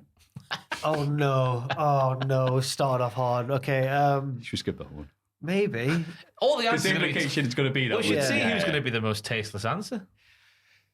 I'm not gonna. I'm I'm start not off. going to, because all the wrestlers I can think of can find me in Well, real they're all life. really big. They're all really big. Yeah. Oh no! No, I don't want to do that one. Ben de la Creme. What? Ben de la Creme. Pac. His name's Ben. And he's really good. A creamy wrestler. Creamy wrestler. I would say Orlando Jordan. Oh no! Oh, no. I'd say. Kurt Angle then. There we go. Dairy The creme of the products. creme. Yeah. Oh, the creamy. Yeah. Blake Deadly. Blake Deadly. Where I don't get, is there a double meaning there? No, just Blake No, Deadly. I think it's, Blake Deadly. Blake Deadly would be Malachi Black. I don't know. Deadly. My mind went to Malik Blade because it sort of sounds the same, that's a good but one. the other way around. In a weird way. I see Zion Quinn. Run it Because you got like straight. a normal name like Blake and then Deadly. Yeah, okay. Run it fast, run it deadly. D-lister. D-lister. Oh my God. That one guy who hangs out with the Tony D'Angelo family, who's in that real mob thing on Netflix. Yes. I'll go for Grayson Waller. It's his gimmick, isn't it? He's a social media star, but he's not. He would disagree with that, but Well, yes. he would, yes. I'll go for Ludwig Kaiser Because I forgot who he was. because it's German. Ah, Okay. Spelled like German, isn't it? Yeah, that's right. Yeah. Pheromone. it's got to be probably Carmella, the most beautiful woman in WWE, because that's what Corey Oh, right, to yeah, Corey yeah, whenever yeah. she comes out. Yeah. I'll go for Charlotte Flair. She seems like she would wear nice perfume. Yeah, that's a good shot. Oh, the model Rick Martel. Yeah. Lots of pheromones. Yes, that's a... He's a model. Fibonacci sequence. Scott Steiner. What does that mean? It's a maths thing, isn't it? Fibonacci? Is it a maths thing? I've no idea. It's gone straight off my head, this one. Sorry about Scott Steiner. I'll go for Giovanni Vinci. that. Damn it, I was going to say that. Axel Tischer, because I got his name wrong. Sure, appreciate that. Ginger Vitus. That's a class one. Oh, no. Seamus. Heath Slater. Well, it's something to do with bad teeth, so I'll pick a British person. Regal. Oh. Header Lettuce. Pete Dunne's vegan. There you go. Oh, there we go. He's eating a lettuce. Lettuce. I'll go for Simon Dean. That would be a name he that's would use healthy. to promote a healthy diet. Maven. Because he was part of the Simon system. So whatever. Ida Slapter. Stephanie McMahon, is it? Oh. Yeah, that's just... No, yeah, that's definitely that one. Linda. Ivy Profen. Ibuprofen. These are good names. Oh, man. I really can't think. My mind went to I don't Riddle wanna using well, weed to. I was trying to think of something else I was good. going to say Yeah. Mick Foley because he's taking loads of big bumps, but that's horrible. You shouldn't say that. You can't make a painkillers joke in wrestling. Yeah, no. CM Punk, because all the said packs. Lowest common denominator. That's great, that. Lowest common denominator. Gilbert. Lars Sullivan. Jamie Noble. What? Jamie Noble, Yeah. former Ring of Honor World Champion. Yeah, him. Why? The guy who got into a fight outside the caravan park or whatever. He was the goodie in that situation. Was he? Oh. Yeah. Sorry. Maura the same. Brock Lesnar. Oh, nailed it. Yeah, I'm skipping. I can't beat that. Yeah. Mimi, I'm first. Oh, Drew McIntyre. Yeah. Oh, Jack, 2 for 2 there. All Imagine right, if he just yeah. got coming at the segments going, me. Meep, meep. Paige Turner. That's a porn actress, isn't it? Is it? Not behind the I camera. have no idea. No idea what you're talking about. Paige Turner. Shane McMahon, because he used to tell that story in the Feud of the Big Show where he'd literally read the book. The poet, Lanny Poffo. William Regal is magnificent book. Penitentiary. Nails. Jimmy and Jay. Yeah, yes. Vince McMahon soon. Sarah Tonin. Oh, that could be a real Seamus. person. Because he's so happy all the time. Oh, God, I forgot. Raquel Rodriguez. What was I thinking instead of serotonin? Ah, yes. What's in it? Melatonin, I'm thinking. Oh, of. What a I tit wonder I where am. you're going now. Serotonin. He was happy on SmackDown. Bailey. Um, Fat Raquel Gonzalez. we said that. We'll go with Raquel because Yeah. Champagne. all of wrestling, you're pretending to be in pain. Jericho.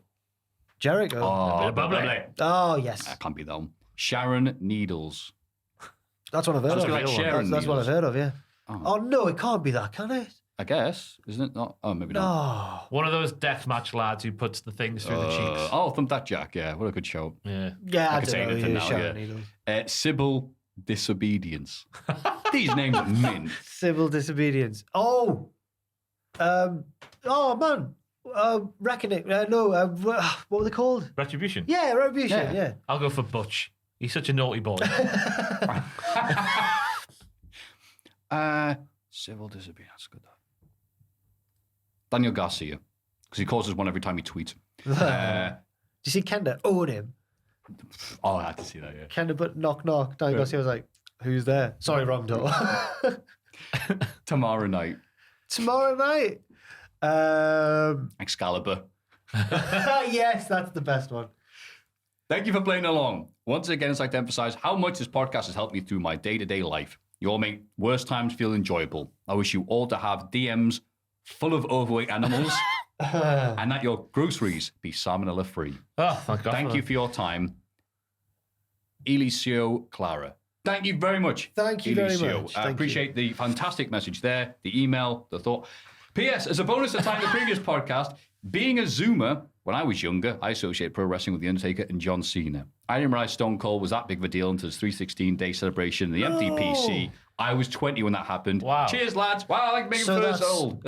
So is that to back up Fraser's point that Undertaker's bigger than Austin? Probably, Yes. yeah. We've lost you that one really somehow. you know what? You were really behind that, and then they had to say that. But no, thank you. That was magnificent. Pieces. Yes. If you have any ones like that, please be as long as short as possible. We appreciate that. Please send them to mailbag@cultaholic.com, and please put down to Reese's Pieces, or we might miss it.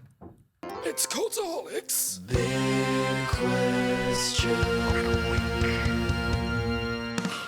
Wow. Wow. What a long, lovely, luxurious, throbbing podcast Like we've Trick had. Williams himself. Yeah, exactly. Wow. I'm glad we're both thinking about the same thing there. But still just a little bit more to go. We'll get to that though. The executive super producers themselves, thank you very much to GDA John. Cheer. Thank you. Yes! Reno 2200. Yes! Queen! Noah Anderson. Anderson. Anderson. And Nick Harabi. Yes. Dankeschön. Gracias. To support there. But the last bit of the podcast is going to be the big question. What is the guy from Star Wars, is going to be the best match at Forbidden Door? I'm more of a suburban man. I think this is going to be difficult because I've not actually thought about this at all. So we'll have to. Why? Let's have a look at Let's the have a card. look. Dan, the card for that. Look how good he is. Look how good he is. He did that first time. Matches. That's miles away, that. Pre-show, Max Castro and the Gun Club versus Alex Cohen. Kevin, who the hell are these? Dan. These are. Hey, that's the one. Alex Cohen, Is it called- Kevin Knight, the These are- Donkey Kong Country, These are New Japan strong lads. and New Year Umur. I have no idea who They're they New are. Japan strong boys. The from DKC. from the LA dojo. The DKC, I think's on Oh, Rampage. those guys, right. Didn't they like Appear in Dark and then just never see... Oh, okay, fair enough then. Thank you. Which one's what's The their- DKC's fighting someone on Rampage this week. So Okay. remember his name from That's right. I Excalibur's rundown. I think that won't be the best match of the card. But that's okay. That's all right. That's fine. I never Carl- thought... Max Caster's rap, that'll be the highlight. Yo, yeah. listen. Yeah. Yo, I'm going to do one. I'm doing it well. All you New Japan lads, go to hell. Oh. Yeah. Ass And then he's going to go, All Japan! Boo! No, give me the microphone. Boo! Collision in Korea. Boo! Shooter Omino. Yes! Wheeler Yuta and Eddie Kingston versus the JAS of Jericho, Sammy Guevara, and Minoru Suzuki. It could be good. Yeah. It could slap, Daddy. Oof. I reckon that'll be a sleeper match, an underrated underdog. Sleeper. Aye. But I don't Yeah. think it'll be the best one. Darby Allin, Hiromu Takahashi, Shingo Takagi, and Sting, aka the Dudes of Dudes with Attitudes. I want them to win. Versus the Young Bucks, El Fantasmo, and Hikuleo. I think I got that Yeah, right. the big lad from the It Bullet should Club. be- But so the Young Bucks are back with the Bullet Club. So weird. Los Stinganobles. I saw that line as well. Oh, Yeah. very It's good. good though. I think this will be a Gracias. all the spots all of the time. Yeah. Sting will win, though. Yeah. Then he'll get Bullet Club Wolfpack on the go. Wait, last time Sting was in New Japan Wrestling there, he had like 90s, early 90s Sting face. Do you think he'll bring that back? Get a flat top haircut. Yes. Easy for me to say. Imagine if he came out like that. Wow. The Dudes of Attitudes. Yeah. Pac versus Miro versus Ishii, who's just been inserted at this match. Everyone else had to earn their shot. No, just he saying. had to earn it. He He, beat had to beat someone, Clark yeah. Connors. Everyone loves When was that? Clark Connors. It was this week, at some point. When? On AEW? No, New Japan Strong. I think. Right. Or like something New Japan. Fair nothing. Versus Malachi Black in a four-way for the inaugural AEW All-Atlantic Championship. Make your own jokes. Ishii will win this match, I believe. Don't steal my pitch. Are you stealing my pitch? You horrible man. I don't actually think you will. I think Miro might just win it straight away. The thing Jack said on the pitches video, if you haven't watched that, go check it out now. Makes total sense for this title. It needs to happen, in my opinion. I've said basically that it's been Don't introduced. give it away. Yeah, you have to click on that video. Yeah, sorry, yes. Ooh. We're in business, for goodness sake. Sorry. Yeah, so it's my second pitch. No, you have to watch the whole thing to find out what it is. Oh, God. I think it could be the best match of the night. It well could be. I think Ishii will ruin it. Oh,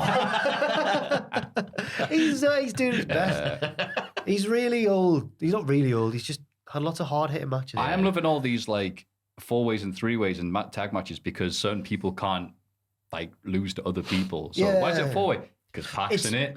There's no way Ishii and Pac can like The structure of the trade card losses. is way more of a New Japan card than an AEW Right. card. There's not many steps. There's multi-man matches all over the place. Yeah. I would love to Again, know, go on. since this pay-per-view wasn't, or since they worked out the deal for New Japan and AEW to work together, how many sleepless nights Tony Khan's had? Oh. How many nights in bed he's gone, well, if it there... Yeah. Yeah, that's way more interesting to me than anything on this, but that should be good, and Pac's in it, so it's great. Thunder Rosa versus Tony Storm, the AEW Yes. Women's World Yeah, that'll be Championship. very good. Those two are going to have to put their working boots on, just like, okay, look, Thunder Rosa people have, said some things about the match, but it's like, no, let's go out there and have a balls out match. It is especially because New Japan don't have women, so they've got to just wrestle an AEW match. But I think New Japan are doing like a joint show with Stardom at some point in the future, though. Might be that's making nice. that up. I don't know. Will Ospreay versus Orange Cassidy. Yep, you heard right. This could well- For the IWGP United States Heavyweight Championship. There's not a hope in hell of Orange Cassidy winning this, but it still should be a good... It's what they do. Yeah. What are they going to do? And I think it shouldn't be the best match on the show. If this is the best match on the show, something's gone wrong, because this is going to be half excellent and half silly. I think we already saw it on Dynamite as well, what it'll be. Like Orange Cassidy taking the piss to start, and then he'll just start wrestling like Ospreay does. And that'll be amazing. Yeah. But it Against shouldn't that be Pac the match. best match on the show. But it could be. It could be. I can see that, Yeah. Stephen. FTR and... Wait, is that... versus. FTR versus the United Empire, Great O'Khan and Jeff Cobb, versus Roppongi Vice, Romero and Trent, in a three-way tag match, winner takes all for the Ring of Honor Tag Team Championships and the IWGP Tag Team Championships. That's right. The Ring of Honor Tag Team Championships are still being defended. Sure, why not? Which means Roppongi Vice have got to win, Why? because they've got most ties to Ring of Honor. Oh, I thought that FTR have got to win because... Have them wrestling New Japan. Because New Japan and Ring of Honor don't really have a partnership, but now Ring of Honor is bought by Tony Khan. That's so it's all square one again. So Yeah. oh, Ring of man. Honor doesn't really exist right now. But I the want belts FTR do. to win. So, Zack Sabre Jr. versus mystery opponent. It'll be very good. Cesaro. I hope it is. I think I don't know it'll who be else good. it could be. What if it was Shane McMahon? Stop it.